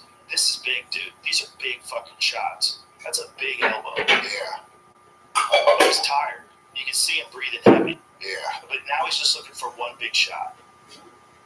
I mean, dude, the way he has it, I've never seen him. I mean, he's beating the fuck out of Brock here. But now, those aren't effective. Yeah. But the referee could stop the fight, man. This is fucking close. This is one of those things where the guy's getting beat up so bad, you could make an argument for stopping it. Look at all the blood. Brock was fighting back. Shane gets on top of him again. Brock can't get up, right? He's getting mauled here. No, but Brock's saving energy doing this, right? Like, he's not. Well, I mean, he clearly had the better gas tank because he made it out of this, and then the second round he was fresh, and Shane was done. Yeah. Like, Shane right now is done. Yeah. He's done. He's so tired. You have to understand how he has nothing in his arms. He just exerted everything. He emptied the tank. Have you ever seen a fight where a guy does that and then wins by using his legs or something? Most of the time when guys empty the tank that bad, they can't recover. So it's just, they're done on everything. And so look, Brock is scrambling at the end of the round, and he's getting back up. Now he's up. Now he's up. Damn, dude. If someone stands up like that, especially a Brock Lesnar against you, you go like, fuck. And Shane is kind of breaking here. Like, he's really tired. Look at him breathing. He's just trying to figure out a way to recover, and Brock's not going to let him recover. Because if he's defending constantly, he's still breathing heavily, and then he's not going to be able to get his win back. Because this isn't just like something to like keep him. Right now, he's not doing shit. Right now, he's just hanging on. Damn. And Brock is catching his breath too. So Shane doesn't even have his hands clasped here. He's literally not. He's not digging that overhook. He's really needed a break here. So, and Brock knows this too. So Brock recognizes that he's exhausted. So Brock knows probably also that this is the end round, and he's going to make it out of this. And so then when he comes into the second round, he knows this dude's toast. Because there's a level that you get to where you're so exhausted, like, you're not going to be okay. Yeah. So here's the second round. Do you think when he sits down, or when he comes back out right here, he's like, ah, fuck. Yep. Oh, so you can see him breathing. Yeah, he's already exhausted, and Brock looks way better. And Brock is going to just set it up, look foaming, but he kind of knows that Shane's toast right here. Then he eventually shoots. Jesus, man. That's something where you just want to be like, I just kind of go home. I'm just fucking zapped. So he's moving away from the shots now. Look, they're like telling him, like, get the fuck over there. No. This is good for both of them too, because he just recovers his swinging and try to land a big ball. Do you think it's similar in any way, like being at a job where you feel out of your depth, where you're just like, fuck, I'm done. I thought this was it. You know what I mean? There it is. There's the shot. So he gets on top of him and he makes the arm triangles. Yeah, so he's just out. Here it is. He gets him an arm triangle. And this is heavy pressure, head and arm choke, heavy pressure. Oh, yeah. Oh, fuck. He's got to push with his elbow. See how his hand is right there? Yeah. What he really needs to do is it's called answering the phone. You put your hand in between Brock's head and your ear, so he tapped. Yeah. He was done. The fence, and it's not the best defense, but it's the only thing you have, is to get your hand like this. Hello. Yeah, hello. Hello. Because if they just have this like completely locked up, Yeah. you're fucked. Jesus You gotta get a little bit of space. Future President Brock Lesnar. Isn't that an idiocracy? Yeah, it is. Yeah, it's former WWF champion. Yeah, they would absolutely be idiocracy. I just watched Idiocracy about a year ago, and it fucking holds up. It's Mike Judge. He's amazing. He's, by the way, Office Space still holds Amazing. up. It all One of holds the up. greatest movies of all time. Beavis and Butthead, still Yeah, funny. amazing. King of the Hill, everything the guy does. He's unbelievable. Beavis and Butthead, when I first moved to California in '94, was the shit. Yeah. Couldn't wait for Beavis and Butthead. It was the funniest thing on television. It's great. Cornholio. Oh, Remember when he became Cornholio when he had too much sugar? the great Cornholio on TV for my uncle.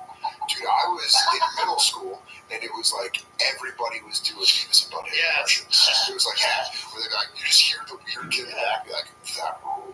Yeah. And you're like, oh, Jesus Christ. It made being a degenerate dirtbag fun. Yeah. Yeah. Dude, These cats rolled. yeah, the movie was great. Beavis and Butthead Do America. Let me see what he does. He gets too much syrup. he's just drinking all the soda. Yeah.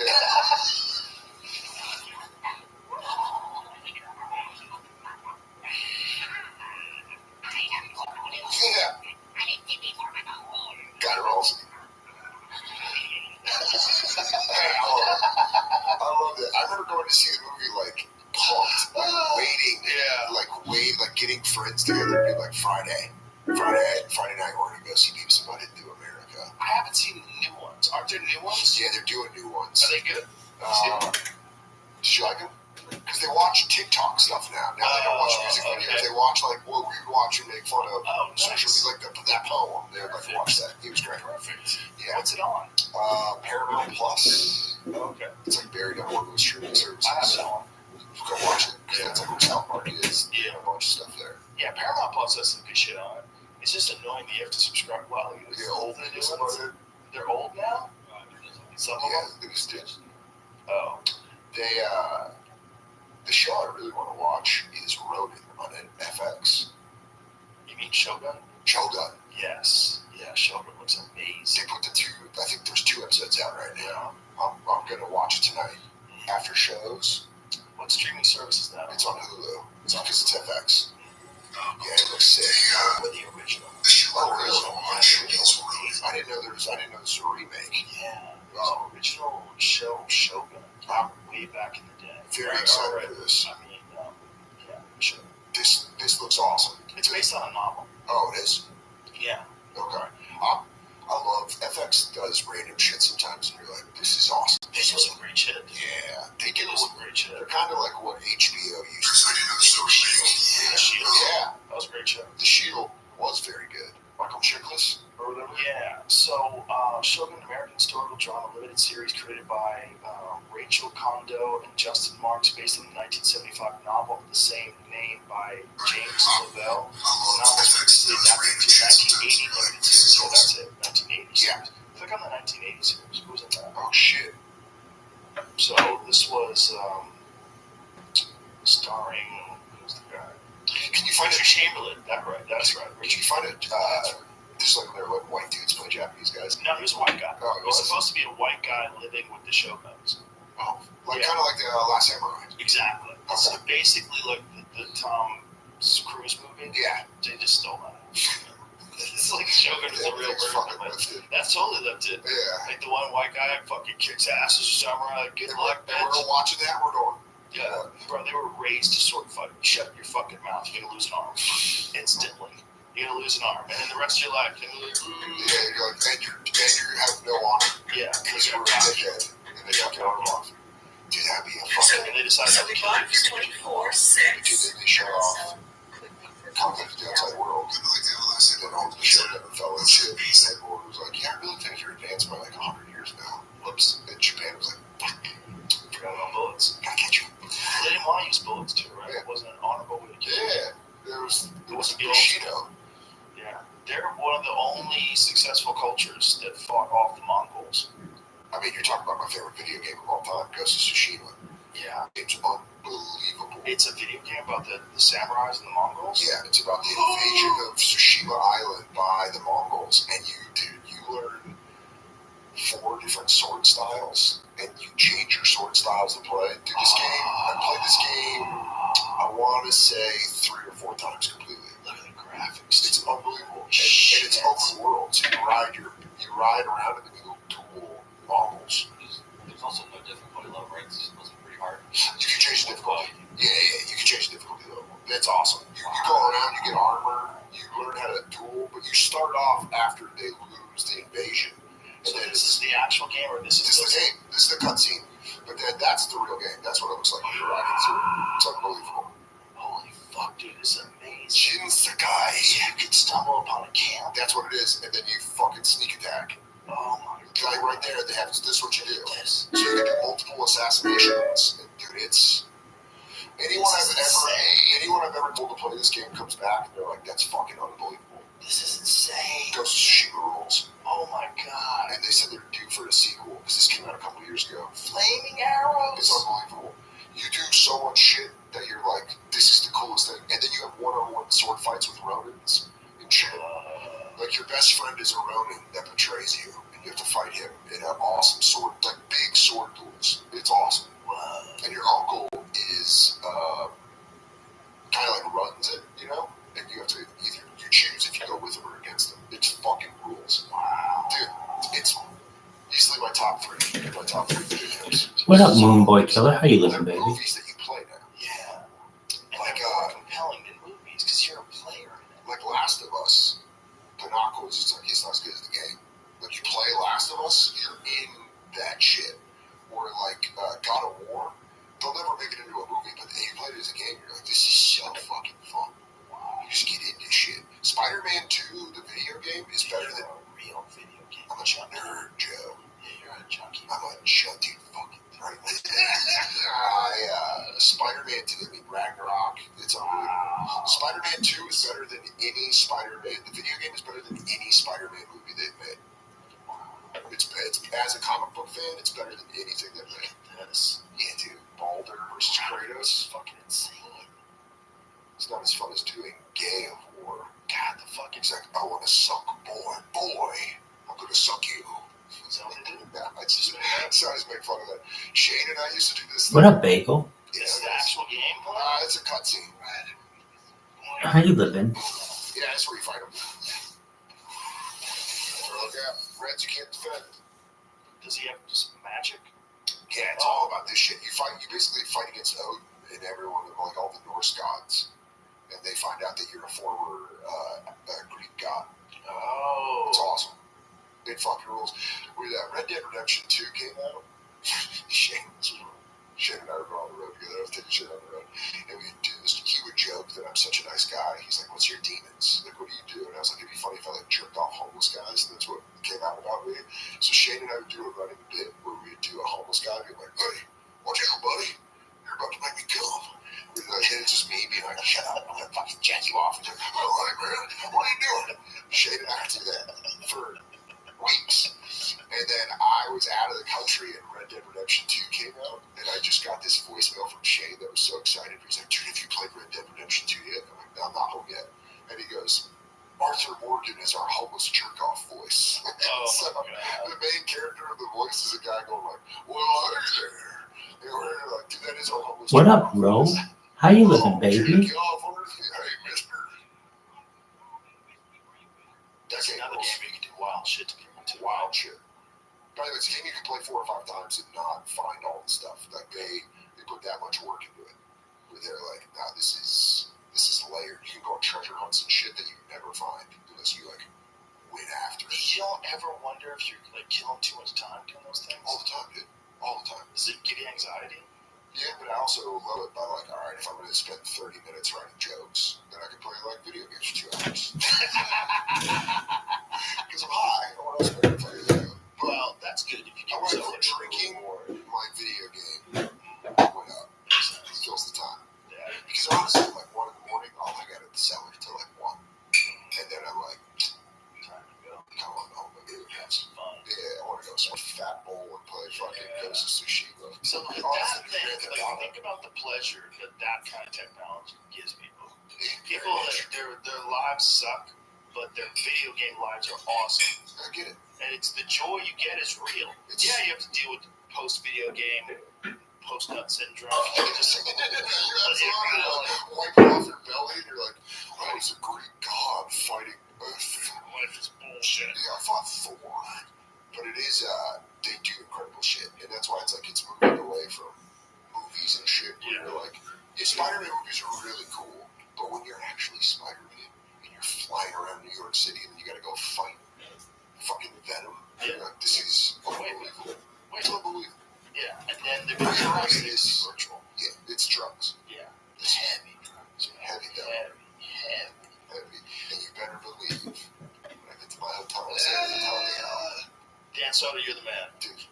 Thanks for being here. Appreciate you. You're always fun. Thanks, Rabbi. I'm excited to work Mothership this weekend. Yes, I'm excited you're going to be there too. I'm fucking pumped. And then tell everybody social, all this stuff. Got a new special out on YouTube called On the Road. It comes out March 1st, which is I think today. But at Dan Soder on everything. Subscribe to my YouTube channel. I got a podcast called Soder. Just having comics come and sit on my couch, bullshit for an hour. Yeah, man. And I'm on the road. So dansoder.com. Beautiful. Oh, yeah. I will. Thanks, brother. Appreciate you. Bye, everybody.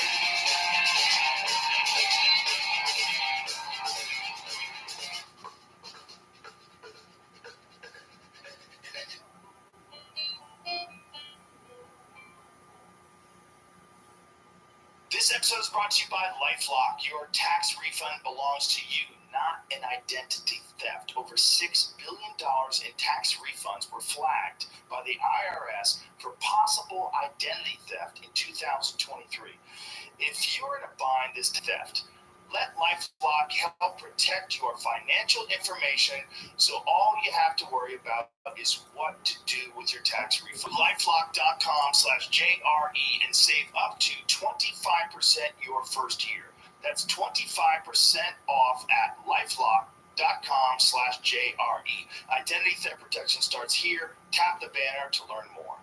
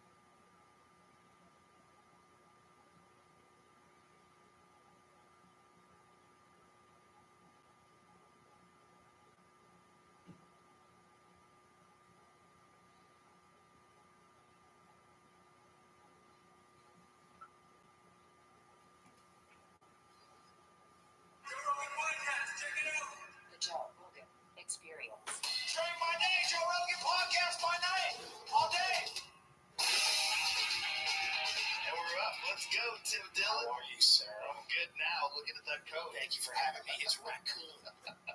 I went to a furrier in New York, and two little old Jewish guys, and they go, "We don't have anything in your size, like a sable or chinchilla or any of the high end." But then one of the little guys goes, "We may have a raccoon in the back," and he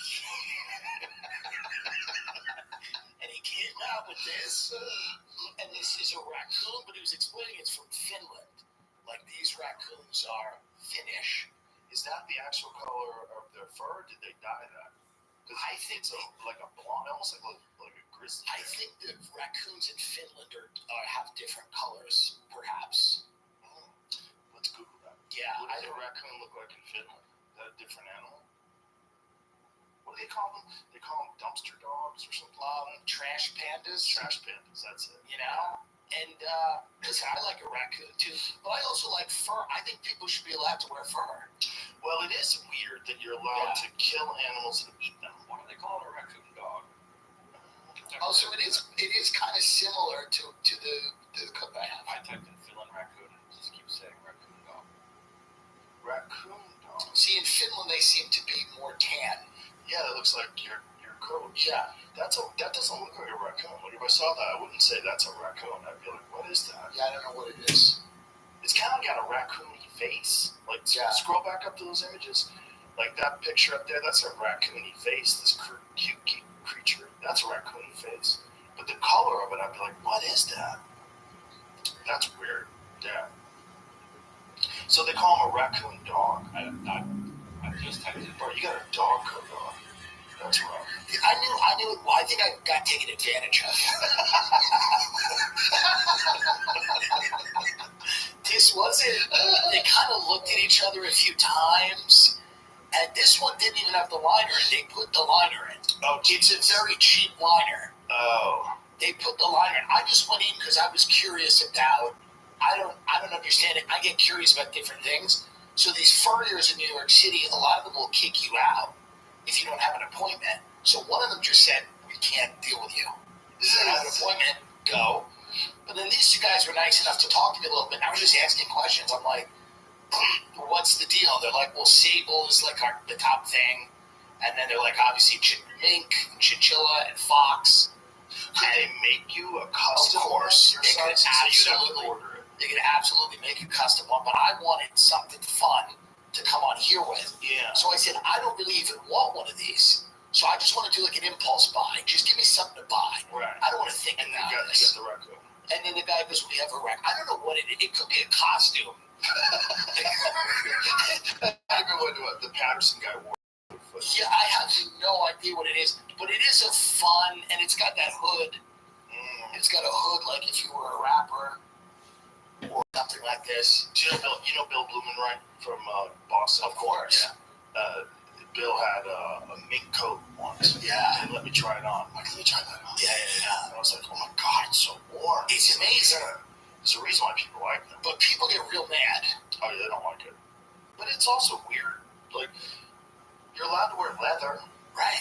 What is leather? Leather is everywhere. Everybody wears leather. It's Leather cars. is just the fur removed. That's all it is. Right. Like, Crocodile scales. there's a company called Origin. And one of the elk that I shot, we took the hide and had the hide shipped to them. They're going to turn it into boots. Yeah. It's good use of leather. Horse. But that's normal. Nobody gets freaked out if they see you with leather boots. Well, wasn't this the entire, you know more than me, but the Native Americans who respected the animals and the environment, it was all about utilizing every part of the animal. Yeah, they used everything they could, and they lived in harmony with them. Like, you know, especially like some of these Native American tribes had these relationships where they were migratory with the animals. Right. Like buffalo and the Comanche, they followed them around, man, and they used all their blankets, all sorts of things. Yeah. Their teepees, everything. So to me, I don't understand where it became, so controversial. Because it's really rich people flaunting that they can go have someone murder a mink for them. Right. You're wearing this thing, and you've got all these diamonds, and you're walking in fabulous. It's imbalanced. It's grossly imbalanced. To a degree. You're a rapper with like hundreds in your hands. You're throwing them Sure, out. but somehow I look balanced with nature in an odd way. I don't even feel like I look rich in this. I look a little crazy. Well, I you look have like a balanced guy it on the out. brink of something, and not a good thing. Depends on what you like. I would look at that's a fun guy. My initial reaction when I saw it, I was like, this is awesome. It's interesting because it does seem to me, I understand that people are morally against it, but when you start like, I don't know, throwing paint on people, red paint. I was in Beverly Hills once, they had like outside of a store, they were like chanting, and they were trying to intimidate people walking in the store. It just feels silly. I had a girl tell me once, she was upset at the comedy store, that I had fur, I had a hoodie with fur around the edges of it. And she just like out of nowhere, I wasn't even talking, just like something shitty about the fur. Right. I go, it's fake. I go, it's fake fur. It's like, it's a fucking hoodie. Right. And she goes, I don't like what it represents. What is wrong with these people? I don't represent. This is a long time ago, by the way. This is not like famous me. But I was like, this is such a crazy conversation. Like, it's fake fur. I don't understand. I understand people that are ethical vegans who say, I don't want any type of animal product ever. Right. Okay. I disagree with that, and I think a lot of people on Earth would disagree with that. I think the human race would starve pretty quickly if we couldn't eat any animal product. Yeah, that wouldn't work out well. It wouldn't work out. It is also very complicated because the relationship that we used to have with animals, like the animal relationship that you're talking about with the Native Americans. Yes. We have this tribal relationship where they followed these herds around and hunted them expertly. That is so different than going to Jack in the Box. That's true. And that's what most of what our meat is coming from, this weird subversion of like the natural way of getting food. The factory farming. I mean, there's never been a time ever where in human history where people have stuffed so many fucking animals into warehouses and just beheaded them. But because our population has never been greater. Right. It's never been bigger. We've never had more of a burden to feed people. Right. And it's unfortunate the way that it happens. I mean, we've all seen like the footage of like the chickens that don't get to walk around. That's not good. Not good. Also, I think that up until fairly recently, like within the last couple hundred years, it was unheard of to not grow your own food. Right. I think everybody sort of knew that you had to grow some of your own food or hunt some of your own food. Well, that's so hard now because how do you do that in Arizona? You don't, right? Like if you live in the desert, what kind of water rights do you have, right? Or if you're in Minnesota and it's freezing. So it's just, it becomes difficult to live that. I'm sure that's the ideal way to live. But the modern world it's very hard. People don't have any time. No. You know? No, it's hard. And imagine when I was young before they had trucks. Imagine like living in Manhattan in January in 1700 and you can't get an apple. It's insane. Like there's no fruit. You're not getting fruit. You're not getting any vegetables. Well, what's funny is like there's a show on HBO called The Gilded Age. It's another one of these really, like the robber barons and the industrialists. And like they all had these massive staffs of people that would just make them dinners every night. It was crazy. Like they had entire staffs of like usually Irish chefs and cooks and waiters and everything just to facilitate the meal, the daily meal. Like it was very royal and regal, and they would have people just there cooking for them and making their food. And it's interesting to watch because back then it was wild. Like people say it's wild now, and it is wild now. Because a lot of the haves now can take a spaceship and take a blunt drive around the globe. That's wild. How much? So they did a survey, and 1 in 3 people say they've snooped through their partner's phones, and that's just the ones who admit it. Look, it's only natural to be curious. Who hasn't snuck a little peek at their partner's phone? But that's why you have history after all your late night sessions, but it doesn't matter. Your browsing history is still 100% exposed. Just think about it. Who owns all the Wi-Fi networks you use daily? Your friends, your boss, your parents? Well, if you're using their Wi-Fi, they can see everything. To truly protect your privacy, you need to use ExpressVPN. With ExpressVPN, all I have to do is tap once and boom, everything I do online gets sent through an encrypted server. No one has access to my browsing history but me. End of story. I've said this for years. ExpressVPN is hands down the best privacy tool on the market. It's easy, it just works. Whether I'm on my phone, tablet, laptop, literally everything. When the app turns green, I'm clean. So use my special link to get the best possible deal on the VPN that I trust to protect my whole life online. Visit expressvpn.com/Rogan. That's get 3 extra months for free. It's expressvpn.com/ROGAN. expressvpn.com/Rogan. This episode is brought to you by BetterHelp. A lot of us spend our lives wishing we had more time. The question is, time for what? If time was unlimited, how would you use it? Like if I had an extra hour in my day every day, I think I would practice archery, or maybe I would shoot pool. I'd write jokes. I'd do something. I'd find a way. But I'd love an extra hour. Be nice. Well, the best way to squeeze that special thing into your schedule is to know what's important to you so that you can make it a priority. And therapy can help you figure that out. A therapist can guide you through the process of defining your values and understanding your priorities so you know what things you can spend your time on that will really fulfill you. Otherwise, you'll always be wishing for more time. If you're thinking of starting therapy, give BetterHelp a try. BetterHelp offers convenient, affordable online therapy that comes to you. Just fill out a brief questionnaire and get matched with a licensed therapist and switch therapists anytime for no additional charge. Learn how to make time for what makes you happy with BetterHelp. Visit betterhelp.com/JRE today to get 10% off your first month. That's BetterHelp, HELP.com/JRE. How much carbon does that burn off into the atmosphere? I don't know.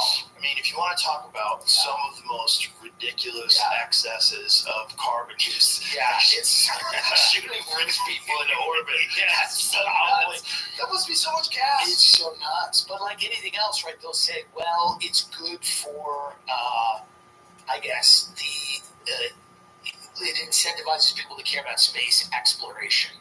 Right. Because they're going to pay a lot of money to go up there, and that money is going to get utilized to discover more things. Who knows if that's... It's a weird argument. Yeah. Because, I feel like... I mean, look, I'm happy that they're exploring space, but I feel like maybe someone should sit down and go, until you guys figure out a better way to get off the fucking ground. Yeah. Let's just chill. How are we saying no one should burn carbon fuel? How are we saying that you can't have gas-powered cars in California after 2035? Yeah. How are we saying that while we're shooting off these giant metal tubes of jet fuel into space? Fire! It's literally burning in the sky. I think that's the reward when you have $1 billion is you want to think you can leave. Yeah. That seems to be the reward. It's these guys going like, we don't have it quite figured out yet, but they're like, God, it might be nice if I could leave. Oh my God, it would be hell. It would be tough. It would be so stupid. The first person that leaves, they're going to fall into, there's a trap, and here's a trap. Just because something's hard to do doesn't mean it's good to do. Right. And you can say it's going to be so difficult for us to get to Mars. Right. Also, so difficult for someone to fucking save you. Reason. Yeah, that's not a good place to go. No. We have spots in Earth that suck. Go visit those. They can get you out by helicopter if you're lucky. These people I think there's that fantasy of seeding other planets with biological DNA, carrying on the human race. The idea that the Earth might be past a tipping point, maybe. I think we have to realize that time does not give a fuck about the human race. Right. Time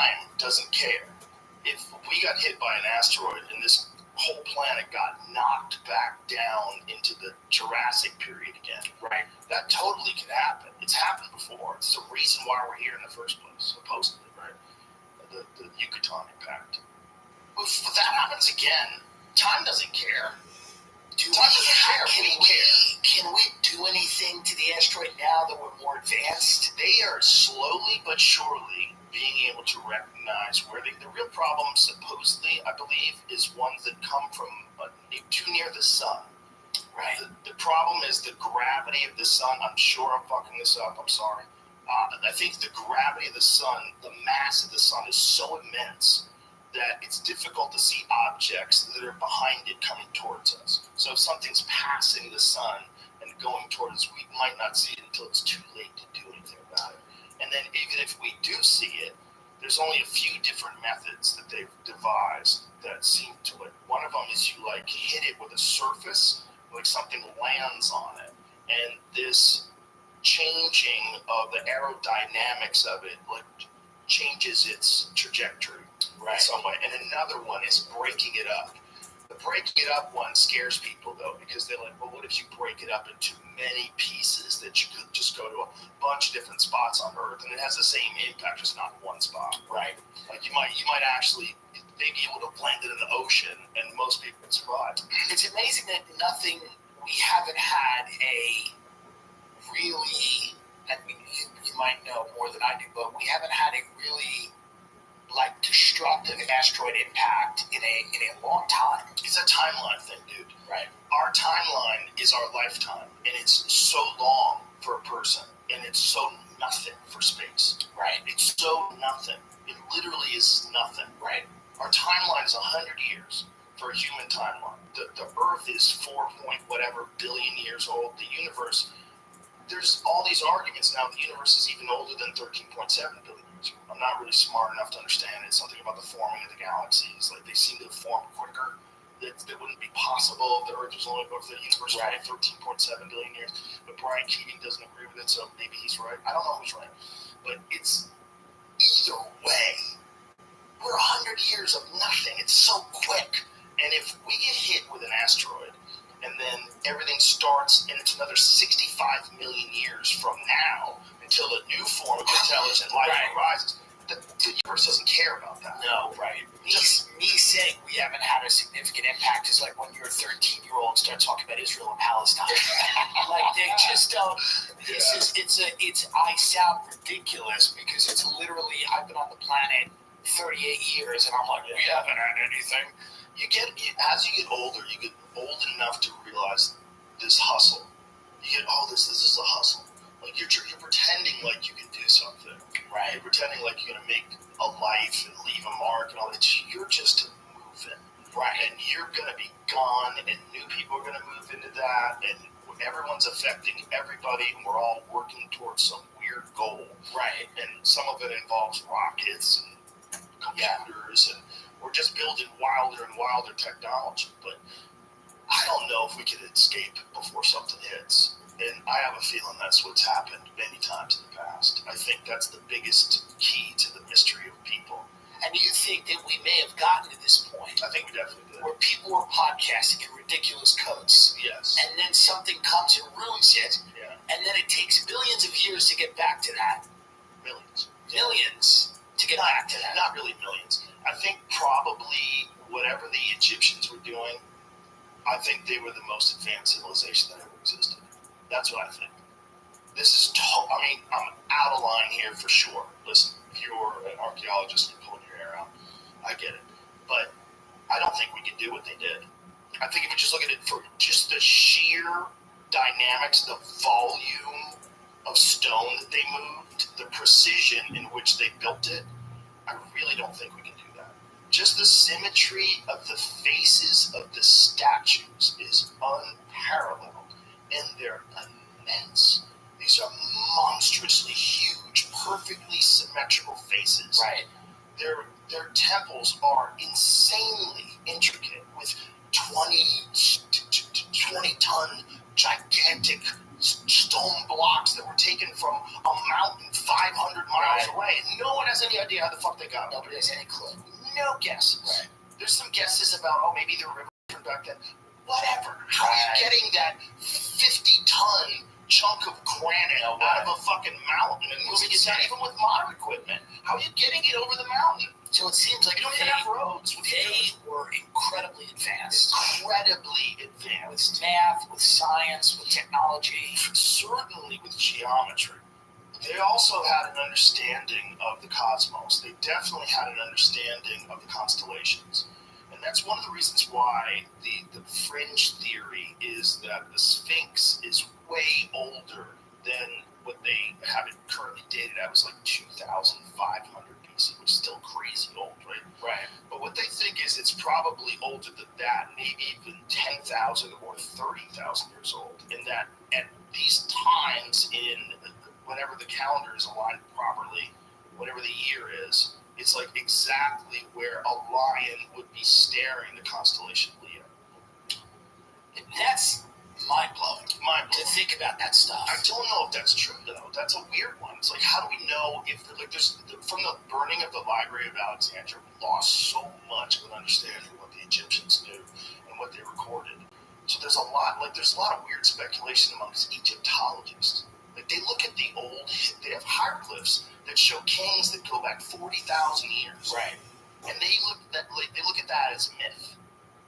But so it gets to a certain time and they decide, okay, now this is Tutankhamun, this is Ramses. Are we talking about kings? Biblical times or even pre-biblical? Really predating the biblical times. If they're correct, if these hieroglyphs are real, instead of like saying that they're myths because they're talking about kings that ruled the earth 40,000 years ago, when we decided that those people were back more primitive. But if they're right, and if it only existed in a few places on Earth, well, that makes sense. Right. That's how it is now. You can go right now. You can go to the Amazon. You see people living like they lived thousands of years ago. Right. And then you can see someone here get hit by a car because they're looking at their phone. That's right. You know, it's like they're both existing at the same time. I think that's probably always been the case with people. There's always been like people that live in Siberia, these nomadic or tribal people that are very content just living the same way they've always lived. And then there's people that live in San Francisco that have people shitting on their street, fucking shooting up in front of them, getting paid. Yeah. So it's interesting. You've always kind of had that dichotomy of really advanced people and really, I don't want to use the word primitive, but certainly, these uncontacted tribes and things like that. Human beings always have an equality. Yeah, there's always that strata. There's always something. Right. And it's whether it's cultural, whether it's geographical, whether you're trapped on an island, like whatever, you're always going to find somewhere on Earth, someone who's just way beyond like what we think of as like modern society, like what's acceptable, running what these people have none of that.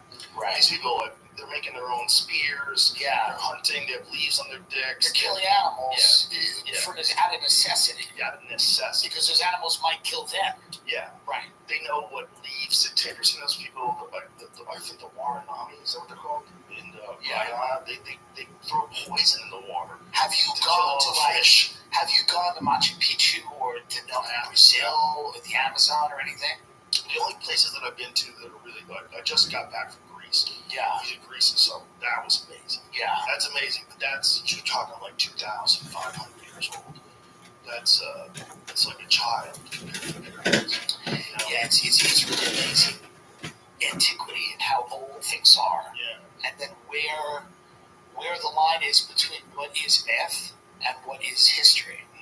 And trying to figure that out, which is hard. I think that even the stuff that we think of as like the cradle of wisdom, like what happened in Greece when they were building the Acropolis, Parthenon, and when all where democracy came from, I think that is like a rebuilding of civilization. That's right. What I think. And I think if you can go back in a time machine, I bet if you could get to Egypt 25,000 years ago, I bet you'd be fucking blown away.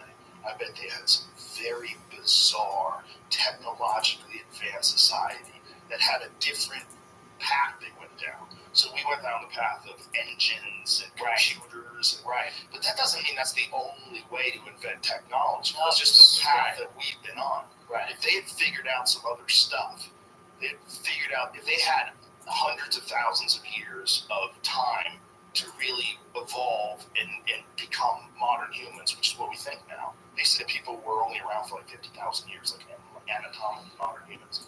But now they pushed it back to 200,000 years ago, 300. It keeps going back further and further and further. So people really did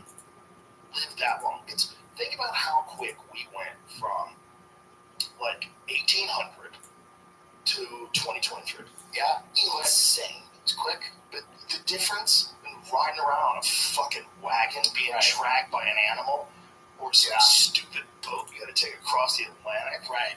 No one had any idea where the icebergs were. Yeah, to now existing, primarily in half in and half out with the completely digital universe. Yes, half in, half out, connected constantly to your phone. And every book, like I'm reading a book now called The Dimensions of a Cave, is basically about what will things look like when we are more fully on that digital platform. Yeah. Like what constitutes a crime in the digital world? What does war look like when everything's digital? What happens if something like Grand Theft Auto, people get prosecuted for beating people up? Well, this is what, there's like weird, like ethical questions about like when we're living a lot of our lives on these digital platforms. Right. What is a crime? What is surveillance when everything's surveillance? Right. Right? What are the laws? What are the rules? What are the consequences for breaking them? Can you be cast out of that? Just like when we debate social media. Now imagine it's even more immersive than social media. It's augmented reality, virtual reality, some form of metaverse, whatever it is. Do we cast you out where you can't participate in this thing that everybody else is participating in? And these are interesting questions because people are saying that we'll probably get there quicker than we think. In the space of maybe 10 years or something, they're looking at these programs and platforms and going, oh, there's going to be a lot. Like, that's what the AI battle that they had with Hollywood, it seems ultimately a losing battle. Like, which is, not something that I love, but ultimately it seems like, look at the trailer for the new GTA. It's pretty amazing. Amazing. Imagine that even better. It seems like there is going to be a time when we're watching a show of all AI people and enjoying it, and that's just what it is. And maybe we're even feeling like we're involved or immersed in it. Yeah. Maybe we're sitting there watching a guy get shot or ran over, or watching a hooker get killed. I don't know, but it's very possible we could be in the thing. Yeah. I mean, there's people now talking about like, what's this, Jim? Show up on Twitter recently. It's all fake news. A 25-minute news broadcast. All It's AI. She's even saying it. All generated by AI. Yeah, so no one's going to know what's real anymore. I don't think that's. Technology enables us to bring you a global perspective 24/7, right from the heart of our AI. Yeah, Well, pick it up. let me listen to what they're saying here. Enables us to bring you a global perspective 24/7, right from the heart of our AI native newsroom. All presented by our team of AI-generated reporters. Maybe you hear the words artificial. Wait, is that real, dude? No. No way. It may be at one point was, but that's not 100%. This is AI generated movement, talking, linking, all that. Oh my God. I see. Socialized news. This is so dystopian. Maybe do AI news though, because the reality is, most people can't do much about the news anyway. Right. So AI news, where you just kind of make up stories, Right. might be the future. Or you might heavily censor what you want, and people can choose their own news. Yeah, that's what People are kind of doing that already. They're kind of doing that already. They choose their own news. My aunt chooses her news. In her news, Donald Trump has been running the government for the last 4 years. He speaks to the generals directly. Biden has been dead for a while, which, by the way, that's harder and harder to argue with her about. And in her news, Donald Trump will then come back to the throne, but he's still running anything that she goes, anything she tells us Thanksgiving, because anything that could happen with China or Russia, Trump's doing the negotiation, not Biden. Have you seen the Biden ear conspiracy? The earlobe conspiracy? But I love it. Already, I love it. If you He look did at put old something in his ear. photos of Biden, Yeah. his earlobe hangs down. Ooh. As he gets older, his earlobe is connected, which is impossible. That's odd. It's impossible. Like your ear doesn't change its position unless you get surgery. So what do we think? I think he had a facelift.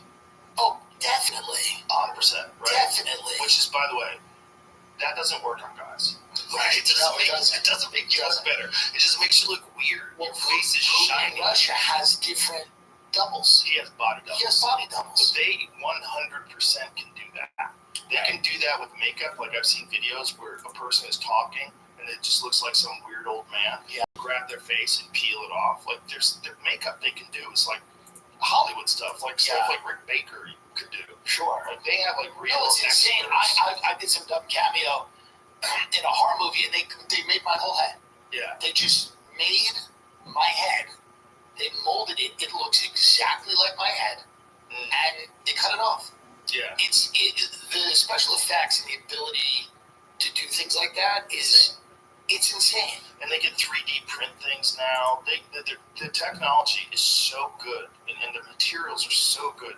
And these artists are fucking incredible. They can 100% make you look like a totally different person. Oh, for sure. I guarantee you they employ some of those people. Right. Like if you were going to have someone and they were like a CIA undercover person going into a terrorist organization, wouldn't you fucking have them dressed differently? Absolutely. Give them a different face? Absolutely. Why wouldn't you do that? Well, the things that they're doing at DARPA and all of these things are so far from what they had the internet in the 70s, right? They had a version of it. Did you see this new stealth bomber? No. Oh my god. I'll send this to you. So they're doing stuff that's far beyond our conception right now. They're doing some wild shit that they're telling us about. Right. This is from the Drinking Bros podcast. I want to send this to you, Jamie. This episode is brought to you by DraftKings Sportsbook. With all eyes on the NBA, now is the perfect time to get in on the action with DraftKings Sportsbook, an official sports betting partner of the NBA. New customers who deposit $5 or more can get a no-sweat bet up to $1,000 back in a bonus bet. What's a no-sweat bet? It's like getting an offensive board. Missing your first shot, you get another chance to score. You heard that right. Get a bonus bet back in the amount of your original bet if your first bet doesn't hit. That's amazing. Go download the DraftKings Sportsbook app now and use the code ROGAN. New customers can get a no-sweat bet up to $1,000 if your first bet loses. Only on DraftKings Sportsbook with the code ROGAN. The crown is yours. Tap the banner or visit this episode's page to learn more. Must be 21 or older. Indiana only. One no-sweat bet per new customer. Issued as one bonus bet based on amount of initial losing bet. Bonus bets expire 168 hours after issuance. Deposit, wagering, and eligibility restrictions apply. Terms at sportsbook.draftkings.com/promos. Gambling problem? Call 1-800-9-WITH-IT. This episode is brought to you by Policy Genius. If life insurance isn't your financial plans, it should be, because it's an easy way to protect your family and give you peace of mind. It's a big relief to know that my loved ones will be taken care of if something happens to me. Now, where do you find good life insurance? Well, just check out Policy Genius. They have licensed, award-winning agents and technology that makes it easy to find and compare life insurance quotes. With just a few clicks, you'll be able to see what America's top insurers have to offer. Plus, with Policy Genius, you can find life insurance policies that start at just $292 per year for $1 million of coverage. Some options offer same-day approval and unnecessary medical exams. And that's not even the best part. I especially like how Policy Genius works for you, not the insurance companies. That means you can trust that they're going to find you the best policy. But you don't have to just take my word for how great Policy Genius is. They have thousands of 5-star reviews from real customers. Save time and money and provide your family with a financial safety net using Policy Genius. Head to policygenius.com/JRE or tap the banner now to get your free life insurance quotes and see how much you can save. Again, tap now or visit policygenius.com/JRE. And this is our new stealth bomber. Yeah, this thing's insane. And if you're rich enough, can you rent it out? Take it up? No, I don't think it has humans in it. Damn it. I think this is one of them jammies where it's only, but it can carry nukes. Does it get it to you, Jamie? I just sent you a different way. I realized it was some Caitlyn Jenner thing. I was saying. Caitlyn Jenner's in a stealth bomber. Instagram is odd. Sometimes it just changes. She can fly. She does fly. How she really Caitlyn Jenner flies. She came to my Christmas party in LA. She showed up on her plane. Wow. She flies every few days. She flies around. Interesting. It's a wild hobby. It's an interesting life. Yeah, for sure. It's an interesting one. Don't go on your phone when you're up at. I bet she is. She's on her phone. I bet Caitlyn Jenner's in that plane on her phone, Probably checking them. tweeting about how much she loves Donald Trump. Because that's what she was telling Isn't everybody. that wild? At my party, she was going, she goes, nobody's patriotic anymore. I love Trump. And everyone's just like, great, it's fun. She's a fun archetype of person. Yeah. We're at the end Right. of Time. the time. Yeah. Check this fucking thing out. This is crazy. So check this thing out. This thing, it carries, I think, 4 nukes or 6 nukes. This is amazing. Yeah. But the thing When is, did in the that original link that I stuff sent come you, out? I know. put the link because I want to play that because he describes all the things it does in terms of jamming radar. It's crazy what this thing Was the first stealth in like the 80s or the 90s? I want to say the 90s. Does that make sense, Jamie? Yeah, but essentially 100% radar proof. It cannot be detected except for with your eyeballs. This one right here? Holy shit. It looks sexy as fuck. But that's just the tip of the iceberg. So it is able to analyze algorithmically the enemy's radar package, like how they're able to determine radar, and it can fucking instantaneously send that information. Not just radar, but so it can instantaneously detect the enemy's radar patterns. It can detect all of their troop placements, their aircraft carrier placements, their submarine placements with ground penetrating radar, and their armor placements, and immediately send a graphic of that back to every fucking other friendly force in the workspace, or I'm sorry, in the battle space, instantaneously. One of these. You have this fly over an area undetected. And you're like, all right, beep, beep, beep, beep, beep, beep, beep, beep. The shit starts popping up. It also can carry 6 fucking nukes.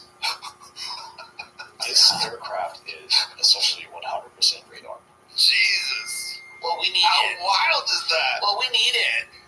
We're heading into perilous times, and we need something that can carry 6 nukes. Invisible 6 nuke drone Right. that can detect everything instantaneously. Yeah, but China's got it, and Russia's got it. They have good stuff over there. That's why we gotta have that, right? I think that might be the top of the food chain. We'll see. That might be the Don't count out the Chinese. I wouldn't count them I out. wouldn't count them out. They go do a really good job of siphoning information that they. They might have stolen that fucker years ago. Corporate espionage. China did that. They're so good at it. Well, also we let them in, and we let them buy companies. Oh, yeah. Which is wild. So DeSantis, by the way, which I think this is good, he's basically, and the real estate lobby's fighting him. He went out in Florida. It's like, we got to make it harder for Chinese nationals to just buy property here. Right. And then the real estate lobby's like, hey, man, you're fucking up a good thing. Yeah. We like making money.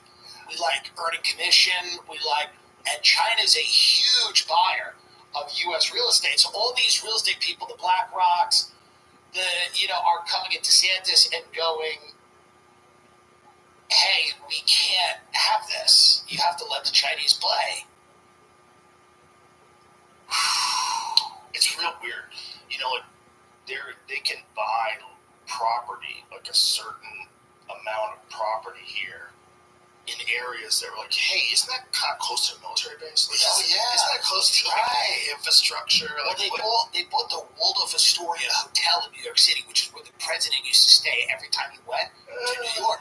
They bought it. Now he stays at the New York Palace. But it was just a fun thing to do. They were like, oh, where's the president stay? Let's buy that. We're going to own that. And they own it. And they just flipped it to condos. They don't care. So the thing is, so much of these cities, Miami, New York, LA, even Austin now, a lot of this real estate investment is foreign. People that are laundering money, washing money, hiding money. Yeah. And that's why the prices of real estate keep going up no matter what happens. Rates go up to 8%. It's still more money. A friend of mine who was telling me about this apartment building he lives in Manhattan, Yeah, it's just filled with empty apartments. Oh, Like super expensive, ton of them. empty apartments, and it's just like Russian billionaires buy Yeah. them up, and It's just Russian fertilizer magnets and Chinese amusement park tycoons. Just weird configurations of humanity. I wonder what percentage of those giant luxury apartments that Yeah. are purchased are unoccupied. Tons of them. It's wild. Tons of them are. And people just stash money there in case the government in their country decides to get cute. Right. And They I did love some of real that, by estate. the way.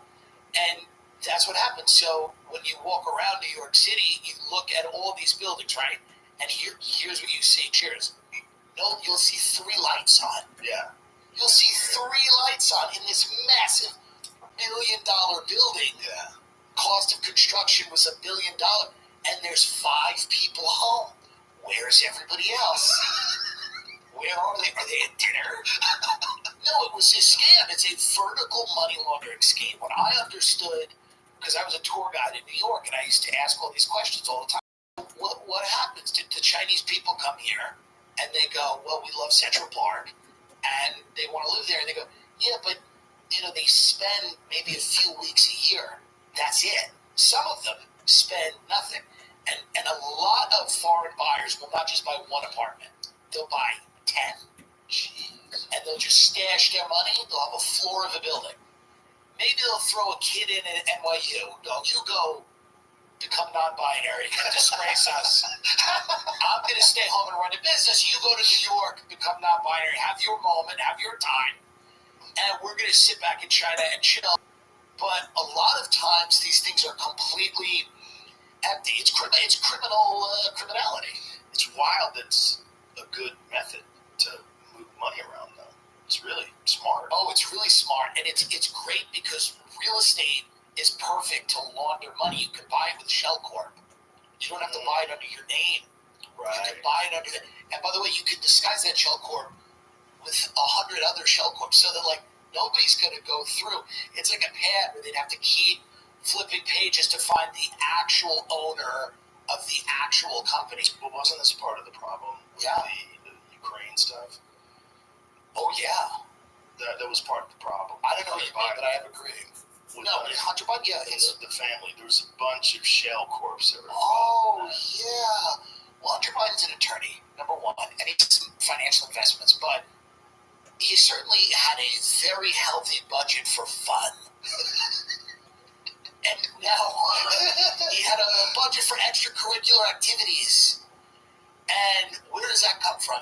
It's a slush fund that comes from a lot of shady dealings. This guy had no expertise in energy. He was working he's a consultant for Burisma, a Ukrainian energy company. And now we've given the Ukraine, I don't know what it is. It's an insane amount of money. I think the last count was, is it $170 billion? Well, how much money have we given to Ukraine? And it's just interesting that that's the country that our president's son was having his little internship. It's just a coincidence, dude. I know. Sometimes coincidences happen. But we can't, you know what it is? It's like, I watch the worst people in the world.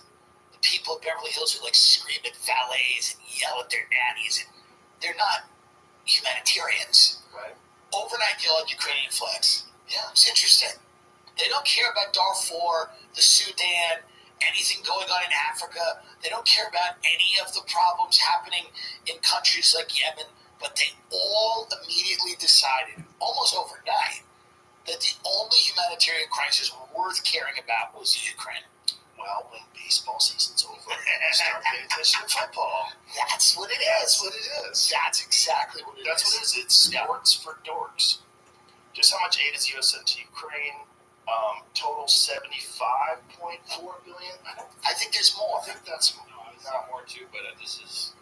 And you know how much of this aid disappears? First of all, isn't it funny that we're saying $75 billion? I think it's more. I think think that's a it's low nothing. number. But how much of this aid disappears off the backs of trucks? Right. Oh, it's $113 I billion. don't know. This is past president. And by the way, you could start looking into how much of it is just evaporated, how much of that money's disappeared, where it went. Well, there was this one story about this one guy who had pilfered off $1 billion, and they didn't even arrest him. They just made him resign. Yeah. I was like, what is that story about? Yeah. Like, I read the headline. I was like, I'm going to get to that eventually. Right. Did you see that story, Jamie? Whenever you're dispersing money in a war, it's always strange because you have to pay people off. Oh, yeah. It's a perfect place for things to disappear, money-wise.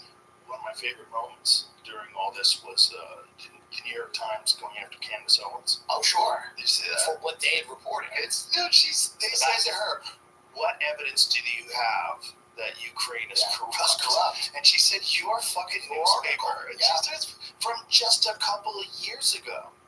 Well, it was like 2017 or there were some zillion Vice documentaries about how Ukraine was the home of white nationalism.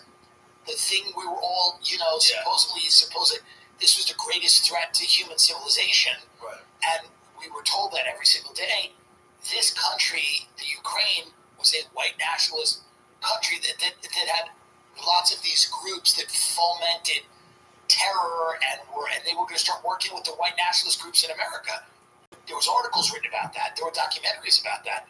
All of that went out the window. Do you remember when? Right out the window. Who was it? Was it John Stewart that gave that dude the award? He gave him a medal. Yeah. And I'm sure Stewart doesn't even know. It's like, this guy's a hero. You pin something on him. But they're avowed neo-Nazis in that country. They have SS tattoos. This is not a conspiracy theory. It's not everybody.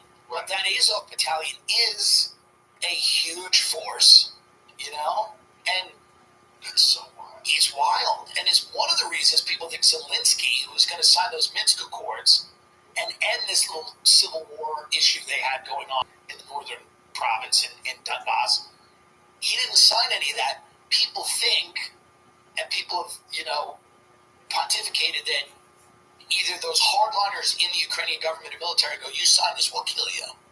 Like, if you use them. Or the U.S. State Department was like, no. You don't sign this. You keep doing what you're doing. Oh, God. And if there is a war, we have your back. Oh. And this is a well-known fact that everybody wanted some type of agreement early before there was a war with these northern Russian-speaking regions and the government of Ukraine, so that there was autonomy to a certain degree, that they could speak the language, that they could have political parties. And I'm not saying that Russia's, even though I am spiritually Russian, someone told me that, and I have a Russian aesthetic, but that's not why I'm saying this. I'm just saying the facts are all there, and we've had this long, bloody war in which every time this guy wants to negotiate or thinks about, we go, don't. Keep going. Keep fighting. We got you. And then, Nikki Haley, all these people go, no, it's civilizational. By the way, nothing's regional. Everything's civilizational. Israel, Palestine, civilizational. It's odd. It's like, but wait a minute. That's been a regional conflict forever. Since 1946. They go, no, it's about our values. It's about our values. So we got to send them billions of dollars. And we might have to get involved because it's about our value. And you start going, wait a minute, it's about our values in northern Ukraine? So all of these little, and I'm not saying you're little, but all of these conflicts, we can't not get involved. We can't in some way. We have to be involved. We have to fund them. We have to give weapons because we convince everybody that all of these conflicts are a big battle for the future of civilization. And the next step is Putin's going to steamroll Vermont. He's coming to Vermont. You let him do what he's doing in the Ukraine, he's going to steamroll. He's coming to Aspen. You want to see what happens when Russia owns Aspen? And nobody thinks logically, maybe we like war. Maybe we just like having a constant business. Maybe Eisenhower was right. And anything that goes on in Israel and Palestine is. But when the country of Yemen is being starved out, bombed, and killed with money and weapons from the U.S. through Saudi Arabia, that's not civilizational. That's not civilization. Yeah. But Nikki Haley's up there. Let's go, China. Let's go. Why do you think she's doing that? Because she wants the big money. And the big money people like when you get, she's a woman, so she's got to be tough. Ban TikTok, I'll kill you. What's ban TikTok? Oh, ban it. Ban it, and then we're going to go there and kick China's ass for making it. I'm Nikki Haley. I'm tough. Hillary Clinton came out like the running of the bulls, going, fuck Putin, we should kill, Hillary's on record saying some of the most bellicose things ever about what we should be doing with our CIA and with our military. And Nikki Haley's basically going out there, but the big money likes when you're open to a little conflict. They like that. The Koch brothers types like when you leave the door open. You don't have to say we're going to do it, but leave the door open. All options on the table. That's their favorite word. Their favorite sentence is like, "Oh, we're leaving all options on the table." It's about our values, says Nikki Haley. It's about our values.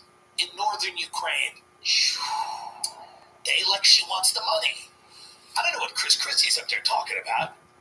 Ozempic or whatever, but he's not getting $1. No one's giving him anything. He's a weird one. He's just there to ruin things. Here's what I appreciate about Chris Christie. He exists only to destroy. He's not trying to build. He cannot win. He's not going to be elected. He's there to kill that Vivek Ramaswamy. He's going to kill him one day. He's there to just destroy other people.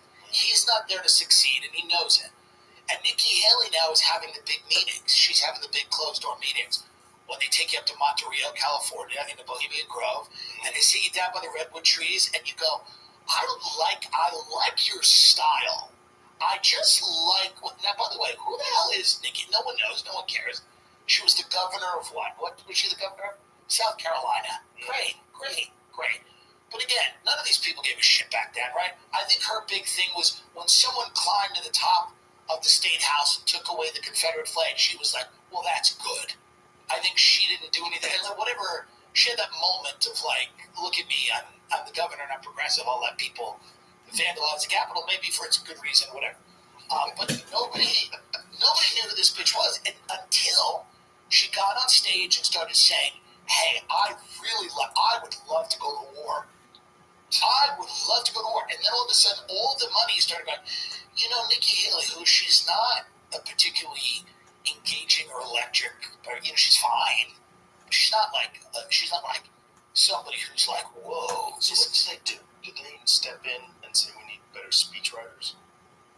What do? Do they say we need some sort of a clear, dynamic message that comes from you that's uniquely from a woman's perspective, like Republicans? Yeah, the Karl Rove types sit down and go, we've really lost our way here. We've lost our way because right after 9/11, we were able to sell people on this idea that America had to dominate every corner of the globe, and we were going to throw a lot of lives at that, and we were going to spend a lot of money to do that. And that's what's ultimately going to make us safer and secure us. And Americans after the Iraq War did not believe that. The Americans said, no, we don't believe that. So then all these neocons became Democrats. All the people that had pushed that war had become Democrats, and they started coming at it from the left and going like, well, they don't like trans people. Did you hear that? They don't like trans people. They don't have a Real Housewives franchise in Russia. They went at it from another way, going like, we have to confront these countries, these evil people like Vladimir Putin, who are irrational. They're not acting in their own self-interest. They're irrational psychopaths who want to dominate the world, even though Putin's never showed any inclination of doing that one time, ever once. But he's gonna. He's 75, and he may or may not have Parkinson's, but now he's gonna go and dominate the world, even though he can barely dominate the Ukraine after a year and a half of fighting. 2 years. But they go, no, he's going to dominate the whole world. And so the whole idea is basically just they have to get back on that thing because Americans have lost the belief in that. You can't sell that to people anymore. Nobody wants to hear that. What do you think changed? The Iraq War. I watched it. I saw it. I was a kid. I was in high school. Friends of mine signed up for the military. RIP to some of them. A lot of them survived. People watched soldiers dying every day. They watched a lot of people get rich. They watched the 10 counties outside of Washington, D.C. become the most valuable places, the biggest, in terms of net worth. They looked at all these counties around D.C. and they're like, wait, what? We're not talking about the Hamptons or Manhattan or Malibu or the hill country of the Texas or whatever. we're talking about Virginia, and people watched a lot of people get rich. They watched a lot of corruption. They watched a lot of people die. And then, what did we get for it in Iraq? What did we really get? What did we get in Afghanistan? The Taliban, they're back. They're back. We left 20 years later with nothing. So then people start going, okay. We didn't just leave. We armed them and then cowered out. Yeah. And then, so watching that whole process has, I think, disillusioned a lot of people in my generation. I'm 38, and we're looking at all this shit and we're going like, dude, nothing you promised us happened. Right. We don't feel safer. It doesn't feel like we're safer because we invaded Iraq. Have you ever entertained the idea that they left behind all that equipment so that the Taliban could become a threat? And they would justify It's a circular Keep thing. the door open. It's a circular Leave all options on the table. Let's put them on the table. Nikki Haley will be back in here in 3 months. She'll go in there. She'll go, well, the women, and women are being treated. Because it's always a tug at your heartstrings. Because we all agree that we shouldn't throw, most of us, we shouldn't throw gay people off the roof, and we shouldn't stone women. We all agree with that. And that's the things they trot out. Yeah. They go, the women are being stoned. Meanwhile, they're letting people into America who, some of them want to stone women, and some of them would throw gay people off the roof. And if you question that, you're a Nazi. Do you ever see some of the photos of Kabul from the 1970s? Yeah, it was fucking the spot. It was amazing. It was People the would spot. go there all the time. It was great. They would take vacations there. Also, Iran, Yeah. before the coup, Yeah. was this progressive place. Yeah. And we realized, the British and the United States, that's not going to work for us. We'd actually rather them to be these scary, Yeah. because the dictators will, work with our companies. That's why that Osama bin Laden letter to America Oh, yeah. went viral on TikTok. People are like, wait a minute, what? My 12-year-old cousin's in Al-Qaeda. He's walking around going, this motherfucker makes a lot of sense about a lot of things. But that's the problem. It's like the problem is when bin Laden did that, we were told the dumbest thing ever. He hated us because of our freedom. He hated us because of our freedom. It's our freedom, and then what we needed to do is give people our freedom so that they didn't hate us. It was this Manichaean good and evil thing, and I bought into it. I cannot count the amount of parties I was at, coke to my gills, screaming about the need for the Iraq war. I was like, we're over there, smoking a cigarette. You don't understand. We're over there. I was like a parrot chick. I was running around Long Island, drunk in my car, coked out of my face, screaming and yelling that we needed the surge. We need the surge. And they got me. They got me because I felt good about it. I went, this makes sense. We're America. We have freedom. Right. I have freedom to sell subprime mortgages and do cocaine. They should have that. Right. And we need the surge, and we need money, and we can't give up, and we can't stop. And John Kerry's a pussy, and he went to Vietnam to just, take photos or whatever he did. And I totally bought into all of it. I was bought into, and now I was on a lot of drugs. You're also young. I was young. I was being patriotic like that, like blindly. blindly. Is super common. I remember this girl goes, and she said something to me. It was one of these girls who was like a little bit more like, not buying into it. Right. And then she was like, she goes, do you ever think what it would feel like to be in a house and just have your city bombed? Like, I know that you're saying this is all for a good reason and this is to liberate them. But do you ever think about what it would feel like to just be in a place and then just hear bombs and then things are shaking and everything? And I was like, no. But but things like that will stop you, right? Things like that stop you in your tracks a little bit. You go, oh, that would suck. When Callan was a kid, Yeah. he was in Beirut Wow. during the bombings. Interesting. Yeah, he experienced that. It's interesting because That probably fucking sticks with you. it sticks with you for sure. Watching the building blow up and blocks away. But there's just, this is the thing with Israel and Gaza right now. Like, everyone thinks Israel should and does have the right to respond. Obviously, they have to secure their country, right? They were invaded. We get it. The problem becomes when people are just watching massive civilian casualties all day on TikTok. You know, there's a certain level. So it doesn't work anymore. Like this type of all-out conflict, it doesn't work. And I appreciate Israel's position because it's a position to be in. That being said, it's not going to work. If we had TikTok when we were in Fallujah, it would have been crazy. Oh my God. None of it. All just the stuff that got out about the what is it called? Which prison? Zagreb? Abu Ghraib. With the fucking dogs they're doing to people. That cigarette smoking girl, Lindy England, who now, by the way, works at the Strawberry Festival. I found that out on my podcast. I swear to God. Lindy England, the cigarette chain smoking cigarette girl who tortured those guys in Abu Ghraib, literally was one of the sponsors of a strawberry festival. I forget where, but it's absolutely true, and you can check it, and it's amazing. I thought, everybody has a second act in this country. By the way, everybody. Yeah. Doesn't really matter what you've done. Everyone has a second act. OJ's on his third act. Trump's on his third or fifth, sixth act, seventh act. Everyone has a second act. If you're still on the planet in this country, that's the thing about Russia. They had to kill that guy, Prigozhin. You don't get a second act there. That's not the way it is. They don't have the mechanism. They can't give him a reality show. Prigozhin doesn't get a game show. They got to pull him out of the sky. In America, Hollywood would love Trump. Now, if Trump goes, I'm not going to run for president, I just want to do a big show, they would build him a fake White House in Burbank tonight and let him do it. And they'd give him Emmys, they'd pretend it was all good, they'd hug him. It wouldn't matter as long as he doesn't do the thing they don't want him to do. I don't think that's true. I don't think he ever comes back. I don't think they ever let you back in. Well, no.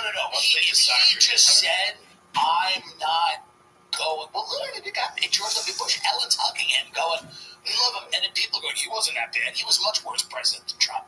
He did much worse to America. But I think if Trump just said, I'm abandoning politics, Hollywood would be there in a second because they don't have any morals. They're amoral. So the thing about Hollywood, they don't care. They're only thinking about what can make them money and what will get them in trouble the least. But don't you think that in this day and age, being moral, or at least signaling that you're moral, is an important part of Hollywood that didn't exist before? So they did a survey, and 1 in 3 people say they've snooped through their partner's phones, and that's just the ones who admit it. Look, it's only natural to be curious.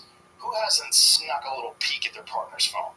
But that's why you have to use ExpressVPN. Sure, you can put a passcode on your phone or clear your hands, but it doesn't matter. You're browsing it. Who owns all the Wi-Fi networks you use daily? Your friends, your boss, your parents? Well, if you're using their Wi-Fi, they can see everything. To truly protect your privacy, you need to use ExpressVPN. With ExpressVPN, all I have once, and boom, everything I do online gets sent through an encrypted server. No one has access to my browsing history but me. End of story. I've said this for years. ExpressVPN is hands down the best privacy tool on the market. It's easy. It just works. Whether I'm on my phone, tablet, laptop, literally everything. When the app turns green, I'm clean. So use my special link to get the best possible deal on the VPN that I trust to protect my whole life online. Visit expressvpn.com/Rogan. That's get 3 extra months for free. It's expressvpn.com/ROGAN. expressvpn.com/Rogan. This episode is brought to you by ZipRecruiter. This month, it's all about St. Patrick's Day. So, to help get into the spirit of things, I want to share a fact. Did you know that the odds of finding a lucky 4-leaf clover are 1 in 10,000? I'd say that's pretty difficult. Fortunately, if you're looking to hire, you don't need a 4-leaf clover. You don't need any luck. You just need ZipRecruiter, and you can try it for free right now at ZipRecruiter.com/Rogan. They don't need any gimmicks or leprechauns to lead you to a pot of gold, or in this case, top talent, because they have powerful matching technology that shows you qualified candidates as soon as you post a job. And once you review those candidates, you can invite your top choices to apply. Today's your lucky day because remember, you can try ZipRecruiter for free at ZipRecruiter.com/Rogan. In fact, 4 out of 5 employers who post on ZipRecruiter get a quality candidate within the first day. It can be, and it is to a certain degree, but they all know Trump is a fucking massive train of money. They all know he's a train of money, and if he just said, listen, I don't want to be the president anymore, I want to host a game show, there are people that Ted Sarandos is calling him, and anyone that says shit about Ted, like, he would go, hey, what do you want him to be president? I gave him a show. What are you, nuts? He'd be in his Malibu house screaming like, I gave Trump a show. So I back in, they don't want him to be the president. Yeah. But they don't. But he wants to be the president. And he's going to probably be the president. He's going to be the president. It's going to feel interesting when he's inaugurated because it'll feel like we're living in a loop. How far do you think they would go to stop it? Because it's really wild watching him being prosecuted, right? Yes. It's really wild. I know, for inflating the price of a condo, it's the dumbest thing ever. It's weird. They were like, he's an asset of Russia. And now they're like, now it's totally switched to where they're like, he said it had 6 bedrooms. It has 5. It's like, guys, we were told. Right. We were told he was an asset of Russia. Yeah. And then they switched it up immediately to go, oh, he inflated the price of his real estate. By the way, everyone does that. Everyone does that. And if somebody's appraising your house, you walk up at the end and go, you saw the basement, right? That's woodwork that I did. Everyone does that. He does it on a grand scale because he has more money and more properties. But the idea that that's what we're getting him for, it's hilarious. It's weird. It's crazy. Because if this keeps going, like, how far will they take it? Like, if he keeps getting bigger, because it seems like, at least in public perception, the more they come after him, the bigger he gets. Yeah. Because the more people realize the game. Right. They're like, oh my God, this is like banana republic shit. You're prosecuting your political opponent. Yes. And you're doing it specifically to time the trials around, like, Republican conventions, primaries, all these different, you're doing it on purpose. Right. It's pretty clear. Right. So everyone's like more and more supportive of him than ever. So how far will they go? How far can they? I don't know. I think he'll run the joint from the can. I think he'll run the country from prison. I mean, I think he'll run it from a federal prison. I mean, it might get to the point where we have the first mafia president where he's in federal prison in Palm Beach and he's running the country. Yeah, is that possible? I don't think they'll kill him. I don't think they kill anyone anymore. I don't think they kill anyone anymore. They don't seem to. They're torturing Assange. They'll bleed you out slowly. Assange thing's wild. But they don't seem to be killing anyone anymore the way they used to kill everyone. MLK, JFK, RFK, everyone died. But now they're not killing people nearly as much. There's a few people disappear a little bit. connected to the Epstein case. They go. They Have go. to go. They absolutely. A few of those guys went. They take this off and become allergic to it. That one guy, I think it's crazy. the one guy that 30 miles from his house, he hung himself with an electric cord and then shot himself in the chest with a shotgun. That's right. Or there was a guy in Palm Beach. They found him in his pool. Oh yeah. Oh yeah. Epstein friend. He was in the pool. There's a few of those. They got to tie up the loose ends. There's a few of those loose ends that Oh, have to be tied up. they got to tie up those loose ends. Yeah, there's a few Without of a those. doubt. Without a doubt. They tied them up. A few of those. But they don't go after the big guys anymore. They used to go after the big guys all the time. Right. They don't seem to do that. They have this prosecutor, Jack Smith, Jack something. They always have a guy they love. It was who was it? It was Mueller, and then there was another guy. It's like he's the white knight. Yeah, this guy now, Jack Smith is the guy. See, they all put their hope in Jack Smith. They had put their hope This is Trump's attorney? Yeah. No, this is not Trump's attorney. This is a guy who's going at Trump. Oh. He's the special counsel. Oh, so this is the guy that's trying to prosecute Trump. And they're basically saying, like, this is the one. He's got it. We've heard this for fucking forever. Yeah, it's hard when you see the amount of crime that people are getting away with Yeah. on the streets. And then you see this disproportionate thing. You're like, you're trying to put someone in a cage for what? Right. And you're releasing people when they just storm into Nordstrom's and just run out with racks of clothes and smash. That's right. People justifying that, and you're making laws so you can't prosecute someone for stealing less than a certain amount. Like, what are you talking about? Like, and you're gonna go after that guy for what? Like, what is our goal? Is our goal a safer world? What's our goal? Yeah. A place where you want to be protected from Donald Trump's inflated condo price. I mean, it's so crazy that two things exist in the same country simultaneously. Well, erosion of law and order. If you talk to anyone in California, everybody knows somebody whose house has been robbed. Yeah. Home invasion. Yeah. Everybody knows somebody. Scary shit. Scary shit. Scary shit. And yet they're not concentrating on that at all.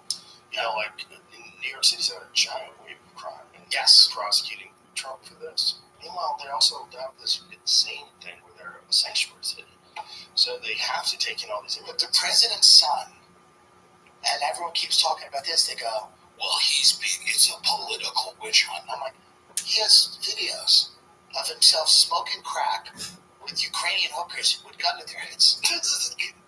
Yeah. The guy lives in Malibu and he has art shows in Soho. He's doing okay. Like, anyone's life's ruined with one of the videos on his laptop. Anyone. They've done a remarkable job of minimizing the impact of that. He had his problems. It's amazing.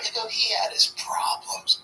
What, you have no compassion for addicts? I'm like, he's in the Ukraine with a gun to a hooker's head, smoking crack, with a job his father got him.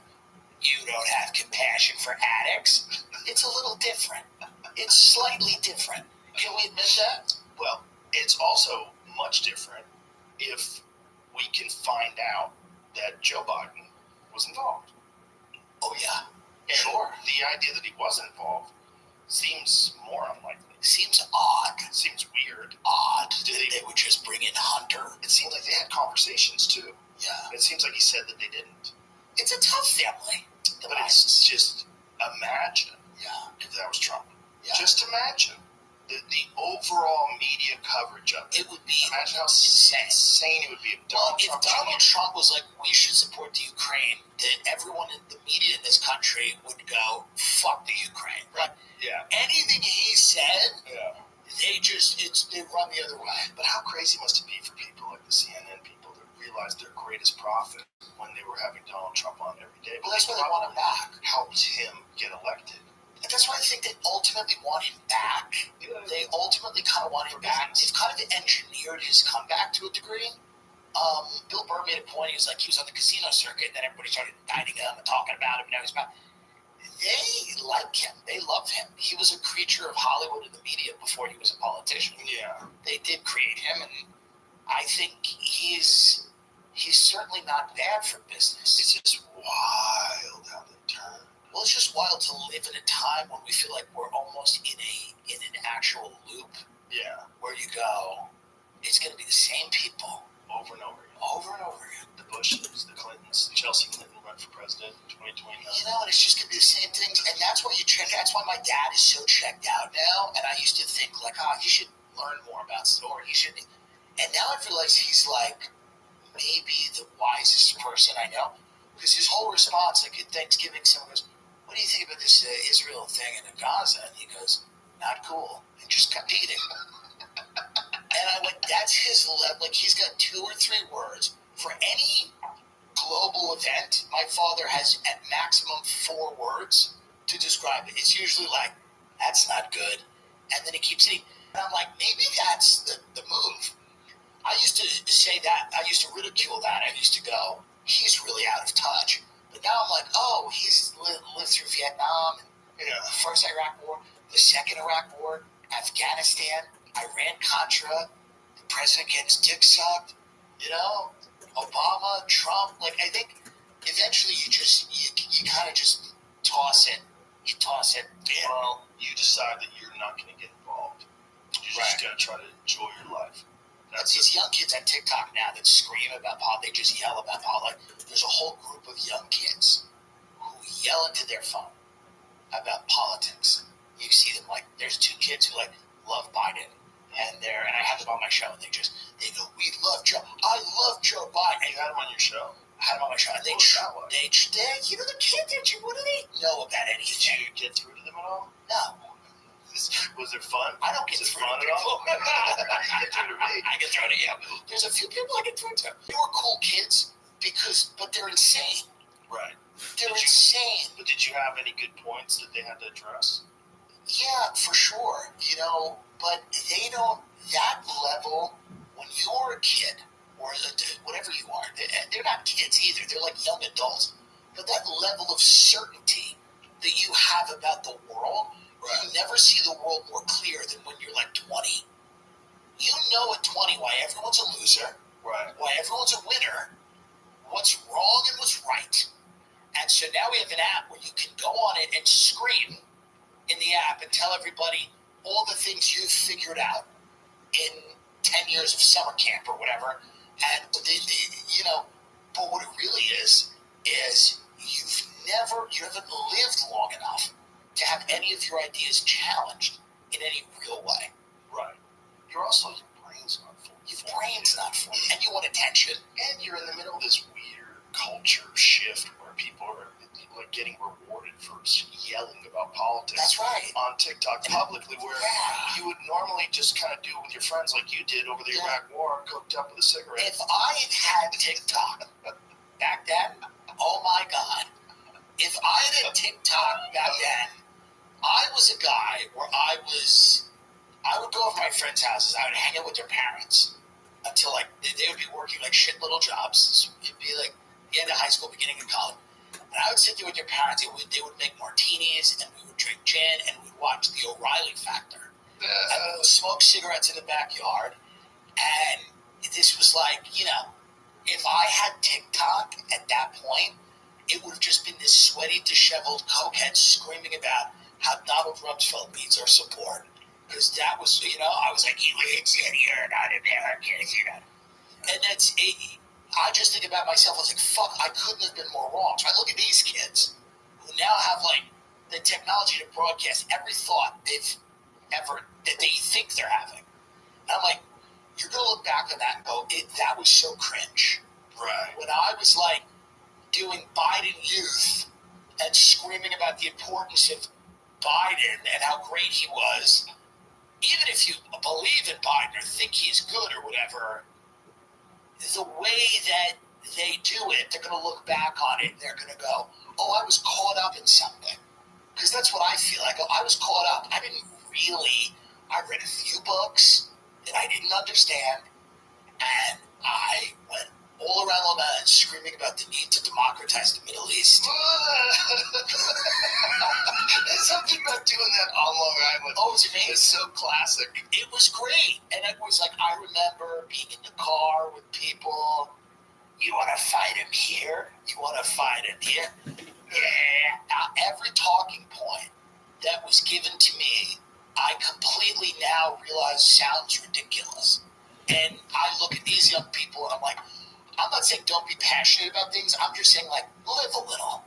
Yeah. Also, wait a little bit.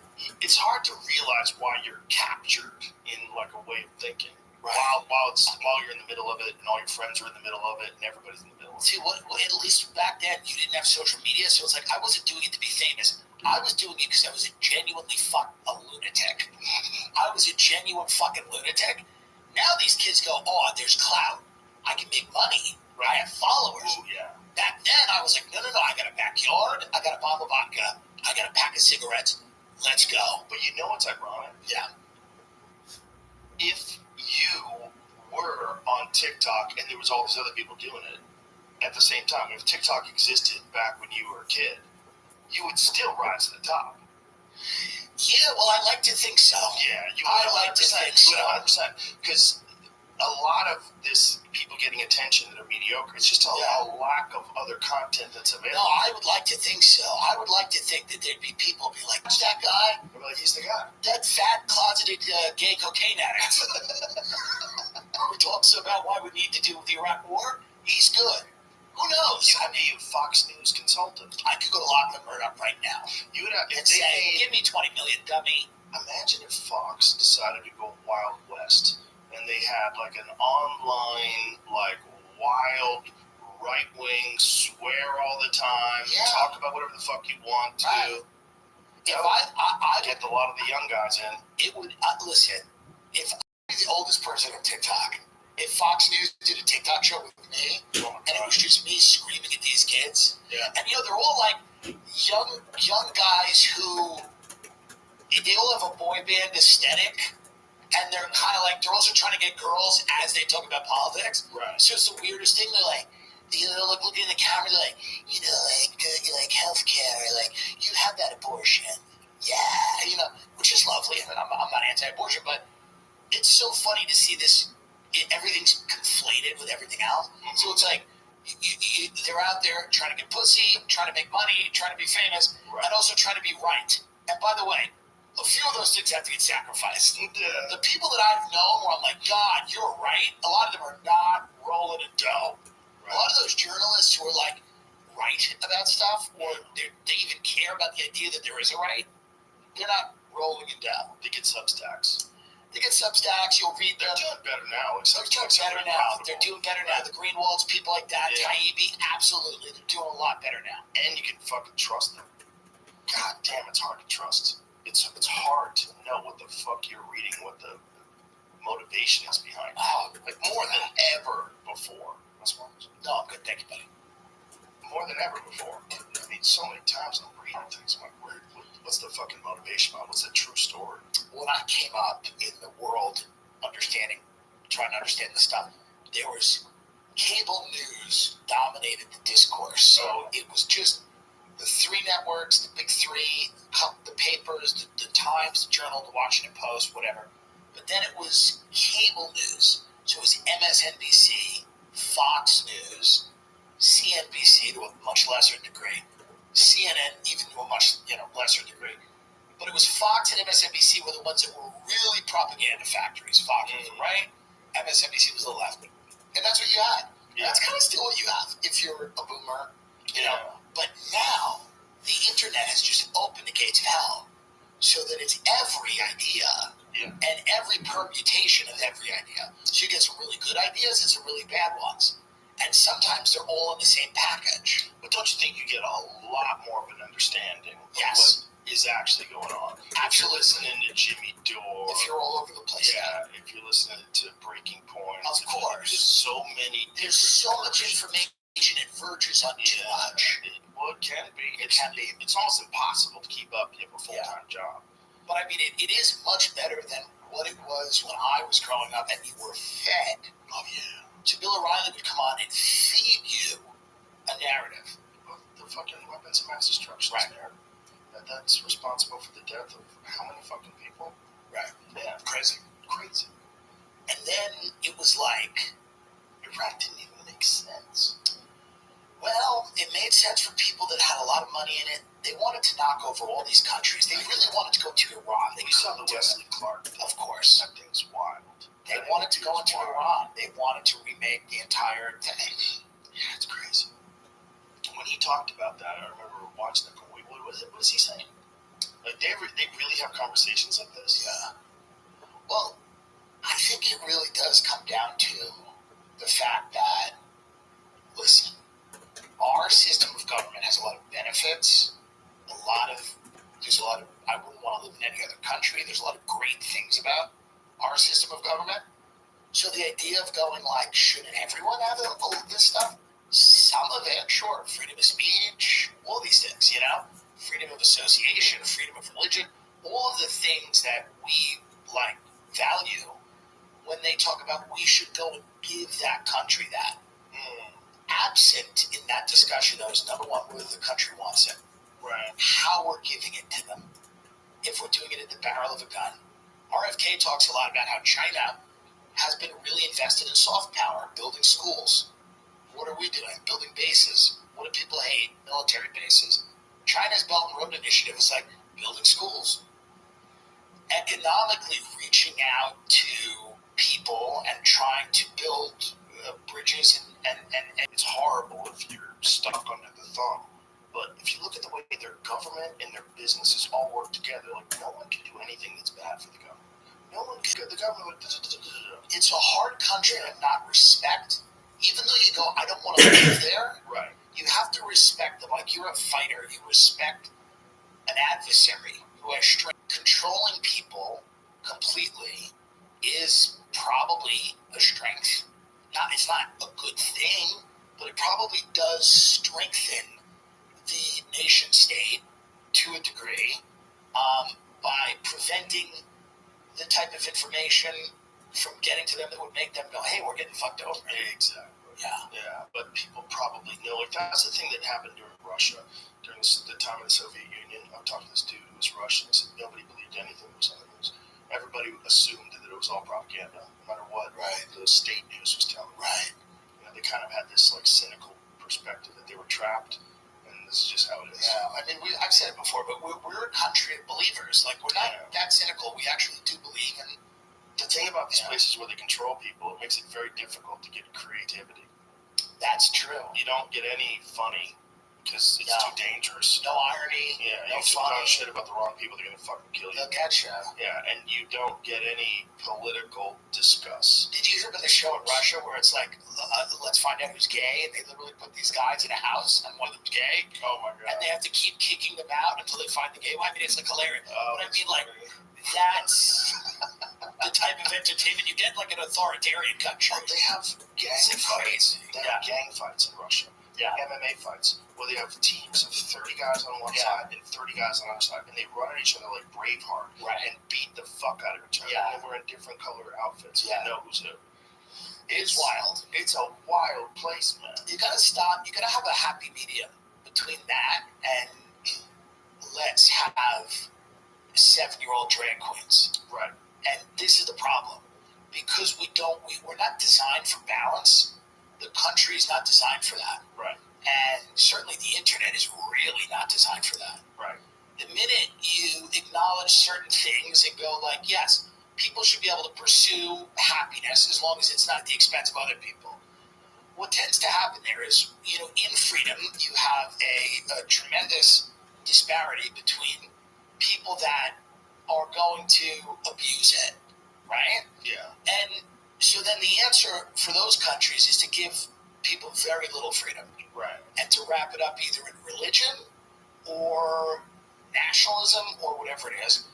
And then our country, we maybe go the other way, where we tell people your self-esteem and your sense of self, is at the expense sometimes of a cohesive society. And that also becomes a problem. So a lot of people now are looking at, like, what are the limits of a liberal democracy? What are the limits of self-will completely run rampant? If everyone in society is thinking only of themselves, their own happiness, pleasure at every moment, how do we have a cohesive, functioning unit? So that is the struggle. That's the struggle, is like finding a way for people to be able to have freedom without infringing on other people.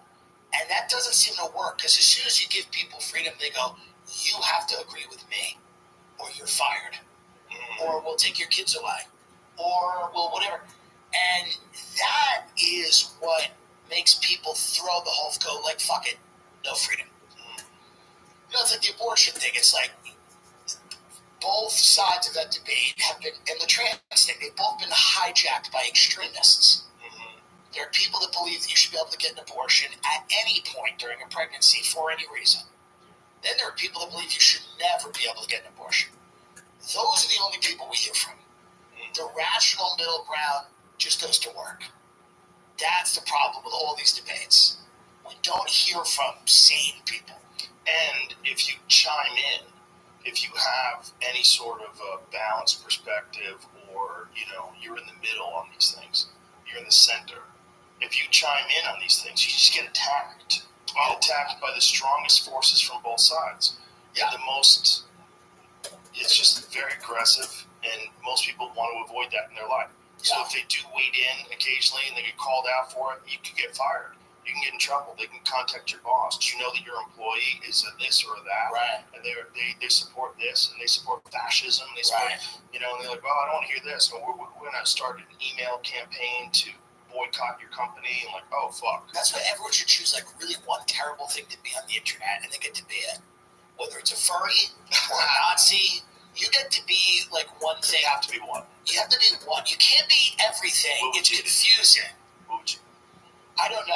I guess furry, we're halfway there with the code. But I just think you have to, you know, it's like, what's interesting about Caitlyn Jenner is trans person, also run. I bet he bounces back with this new album. I bet he bounces back. Especially right now. We're going to see a lot more high-profile breakdowns. Well, right now, Yeah. you see more anti-Semitism than you've ever seen before. It's a lot of it. It's a lot of Kanye said seems super mild. It's super mild compared to what a lot of people say. All he said was, I like Hitler. That's fine. By the way, I love Hitler. I love Hitler. That's not even the worst of it I now. love everybody. That's not even the worst. If your kids are only saying, I love Hitler, you're lucky. Count yourself lucky if your kids are only going, I love Hitler. Oh, my God. It's a lot of anti-Semitism now, and it's a lot of people that are like, and I feel It's open. it's open. People That's are going what's wild. It's wild. Those here, we've talked about it too many times, but Of course. those hearings where that congresswoman Yeah. was addressing the president. Why doesn't anyone lie? Why doesn't anyone lie anymore? Why didn't she go, what? Like, nobody lies. Like, the fact that the president of Harvard can't lie scares me more than the discrimination. I don't think it's a matter of that she can't lie. I think it's a matter of she believes that those things are okay. Ask me the question they asked her, and I'm going to tell you what the right response was. Does yelling death to the Jews constitute harassment? I was in my office. I heard them say, I thought they were saying death to the blues. I had no idea they were talking about Jews. None of that's going on. I don't even know what's happening. I go to work every day just trying to make this the greatest country in the world. And apparently people yelling about the Jews, I don't even, of course not. The Jews are happy. Everyone's happy where we are. Jews are happy. Muslims are happy. The things you don't see are the Jews feeding the Muslims the latkes and the Muslims making the hummus for the Jews. You guys are seeing the bad stuff. But we have, we have Jew and Muslim dance night every Thursday. Like, just make shit up. You know, we desperately live in a time of intellectuals, and we need to live in a time of business people who cut deals. This is, again, an argument maybe for Donald Trump. We intellectuals are rotting. It's what we need is people that realize the limitations of their own intellect. Those are business people. People that come in and go, you want something? You want something. Guess what? Neither one of you's getting it. But here's what you can get. There's a smugness to those people, too. Yes, Czar, who's one of our great thinkers, said, the thing about intellectuals, he wrote a whole book about it, they never have to be right. If you bake a contractor, you cannot put up a house that falls down. You cannot poison people with a pie. Intellectuals can be wrong all the time without consequence. The only thing that whatever they say has to sound good. That's why these people at Harvard are sitting there making no sense. Because they know they don't have to be right. All of the intellectuals in the early 1900s were all on board with eugenics. They thought it was a great idea. Only in hindsight was it like, ugh. You know what I mean? All these intellectuals were on board with the Iraq War. It's stunning. Go look at everybody writing. People were fired from, Chris Hedges, a journalist, fired for giving an anti-war commencement speech. Most intellectuals are on board with that. Now they all go, ooh, we're aghast at that. So these people at Harvard are just trying to say things that sound good, and they're not, and because they know they don't have to be right. There's no consequence in the real world for what they say, as long as it sounds good. So they can say, hey, it's about free speech. They don't believe in free speech at all. But like, as long as someone goes, that was a well thought out, well articulated point. It doesn't matter what they're saying. And, you know, I don't know. Well, that's clear in those conversations. Right. Because they're saying nutty things like if it's actionable. Like Right. she's just dancing around answering. Just say no. That's what I would have said. Can we say we go out with genocide of the Jews? No. Yeah, that's really bad. I go, that's bad. That's not good. Who's doing that? That's what I'd say. But I go, here's the who's thing. doing that? What is the fear? Is the fear that the students will attack? What is the fear? The fear because is on campuses, I would imagine on a lot of these progressive campuses, the pro-Palestine sentiment is the strongest by far. For sure. By far. For sure. And it's probably a problem when someone has a pro-Israel stance. I They think probably get swarmed. these institutions now are fully, they've been captured. It's institutional capture, meaning that they don't want to say anything or do anything that gives the idea that they are backing an oppressive entity. The colonizers. The colonizers, the bad guys. The colonizers, the big one. So they're like, we got to let people say whatever they want to say, and we're not going to get, now we don't want anyone getting hurt. Maybe we'll give them the benefit of the doubt, but they're also saying we're going to allow people to say. However, you couldn't say that about trans people. Couldn't call for the genocide of trans people. Well, how about no one called for the genocide of Russians? Right. There was never death to the Russians. Like, that's kind of wild. No genocide calling for it. At school. Isn't that, but that is really wild, if you think about that one. Yeah. There wasn't a similar backlash against Russia about rebuilding Gaza, which is like, yeah, that's the fucking Ferris wheel. Keeps spinning around. That's the Ferris wheel. Just keeps spinning around. And listen, money again. I feel bad. Money's going this way now. Halliburton. Yeah, I feel bad for people that are victims of anti-Semitism, for sure, and especially people in colleges are probably getting the brunt of craziness. Yeah. But then you also have the thing where every criticism of Israel can't be anti-Semitism. That also. Well, how about the citizens' criticism? It's unwise. Now it's Yeah, been like 2 years, 2 months. They're already saying that it might be beyond the tipping point of rebuilding. Like, they've destroyed so much. You've seen the footage, the recent footage. It's crazy. Mosques. It's not just good. bombing mosques, bombing buildings. It's their moment. What we did after 9/11 did not make us safer, and I think they're having that moment right now. There's an understandable rage. What Hamas did was strike at the heart. That's what terrorism does, right? You get to the core of a human being by saying we're going to rip away the things from you that you care about the most. This is the emotional response to that. I don't know how strategic long term it is. It's terrifying. And I think it's unfortunately when you see women in these types of things, especially that October 7th thing is so wild. It's crazy. No, and I understand why you have a situation now where Israel is in a position where they're going, well, we can't live with Hamas. Right. That's not going to work. Right. We can't live with them. But there needs to be some two-state solution. When I grew up, all we heard was narrative.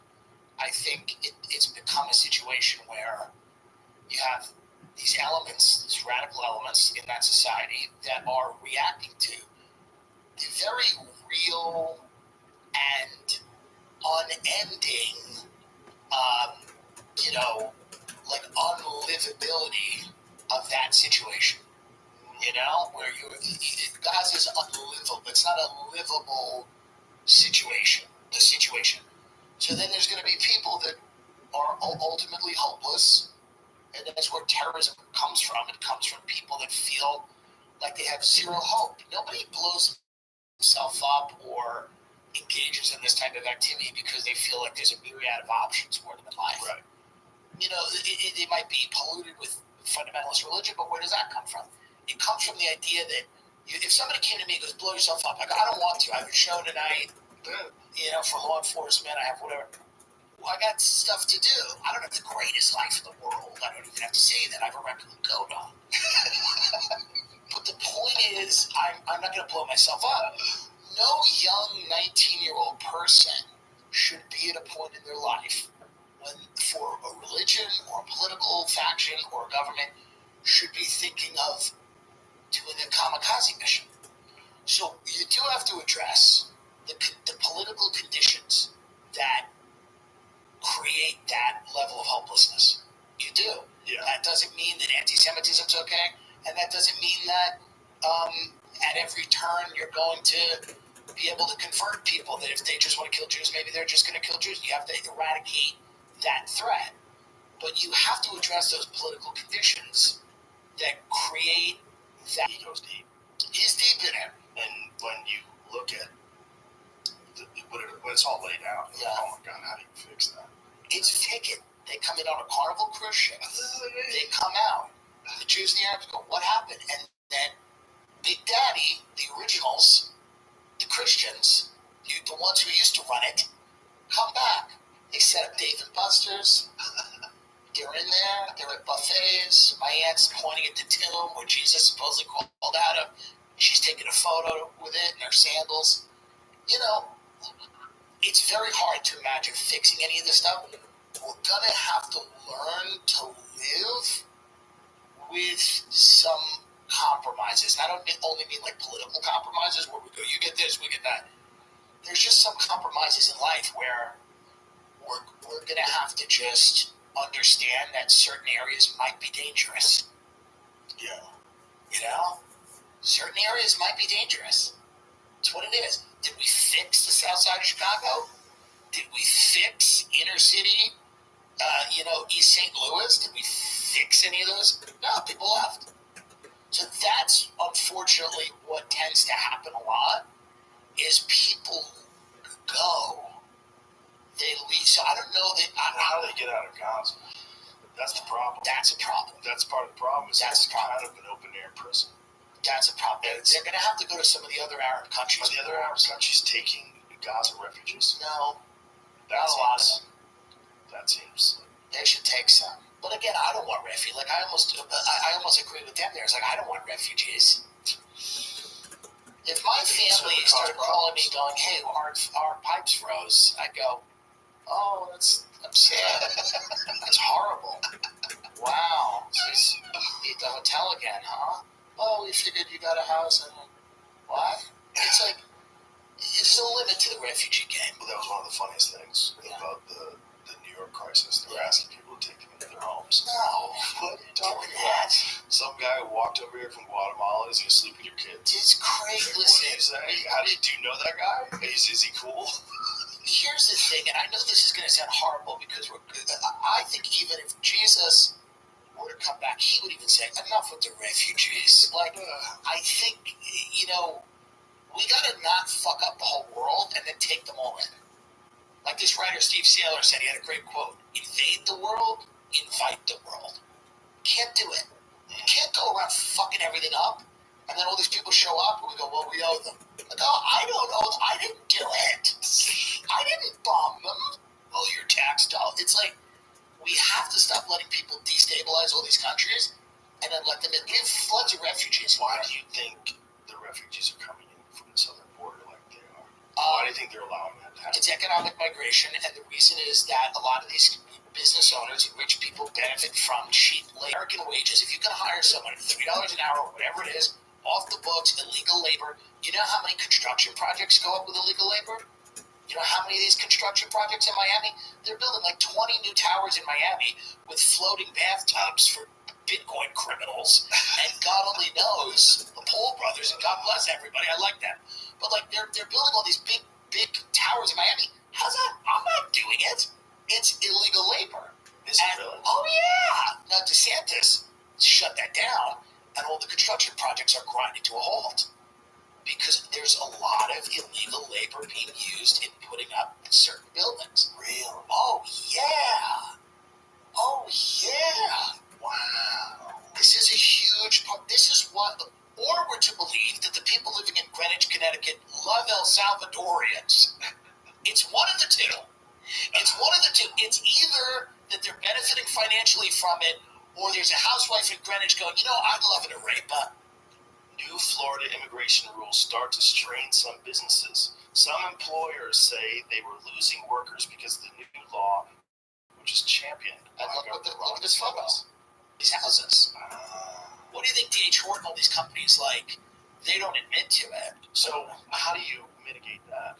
So you think that's literally why they're letting everyone in? You don't think it has anything to do with voting? Yes, it has a lot to do with voting. It has trying to allow people to register. Certain demographics are better for the Democrat Party, and we know that. However, Republicans, up until recently, didn't care that much because they thought they could turn Latinos Republican, and some of them will. Some Latinos are Catholics, and they go, we don't want to do gender monopoly and gender musical chairs, whatever games they're playing over there. We're going to stick with, and a lot of Latinos don't vote. So you have a large percentage of people that don't subscribe. They go, the political system's bullshit. Who cares? Well, also you have the Biden administration sending people back. That's right. From Venezuela. Yeah. Venezuela people who escaped a communist government. Yeah. They were vote Republican. Yeah, get out of here. Gotta go. So they don't want to let more Cubans in from Miami. They don't want to let more Cubans in. No. But I think the economic interests of these people are we can bring in people that will do the work for nothing. Yeah. The Tyson chicken raid, this was the big thing. The immigration, the raid that whatever ICE or whoever did on the Tyson chicken factory. This is a big story during Trump's term. They raided that. African-American unemployment dried up in the months after that because the Tyson chicken factory had to hire Americans. So when these companies are forced to hire Americans and pay American wages, they do.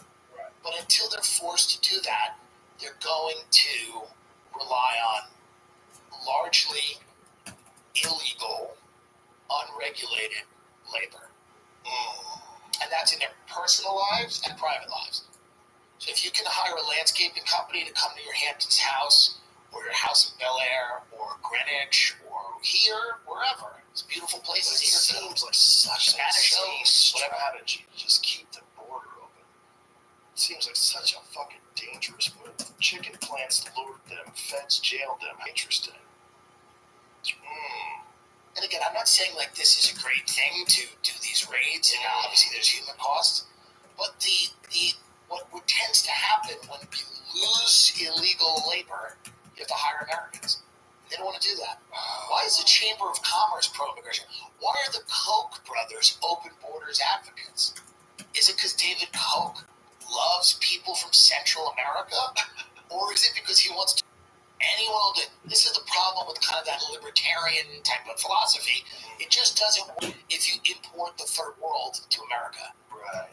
That doesn't really work because then you're setting wages. People at Park Avenue in Manhattan go, yeah, wait, what does that guy want? Food. Yeah. It's people that go, where are our profits? How can we maximize these profits? What's the bottleneck? How can we maximize? How can we put up 100 houses for, just the material cost and a minute labor cost? And what do you think about, there's a real, I think there's a bill that just got brought up where they're trying to stop these companies from buying up houses. Yeah, BlackRock and all those guys. And they're trying to stop them from doing that because they're controlling the housing market. Yeah, it's pricing single-family homes. These are the big problem. The big problem is single-family homes. It's going to be interesting. Bill, which was introduced both the U.S. Senate and the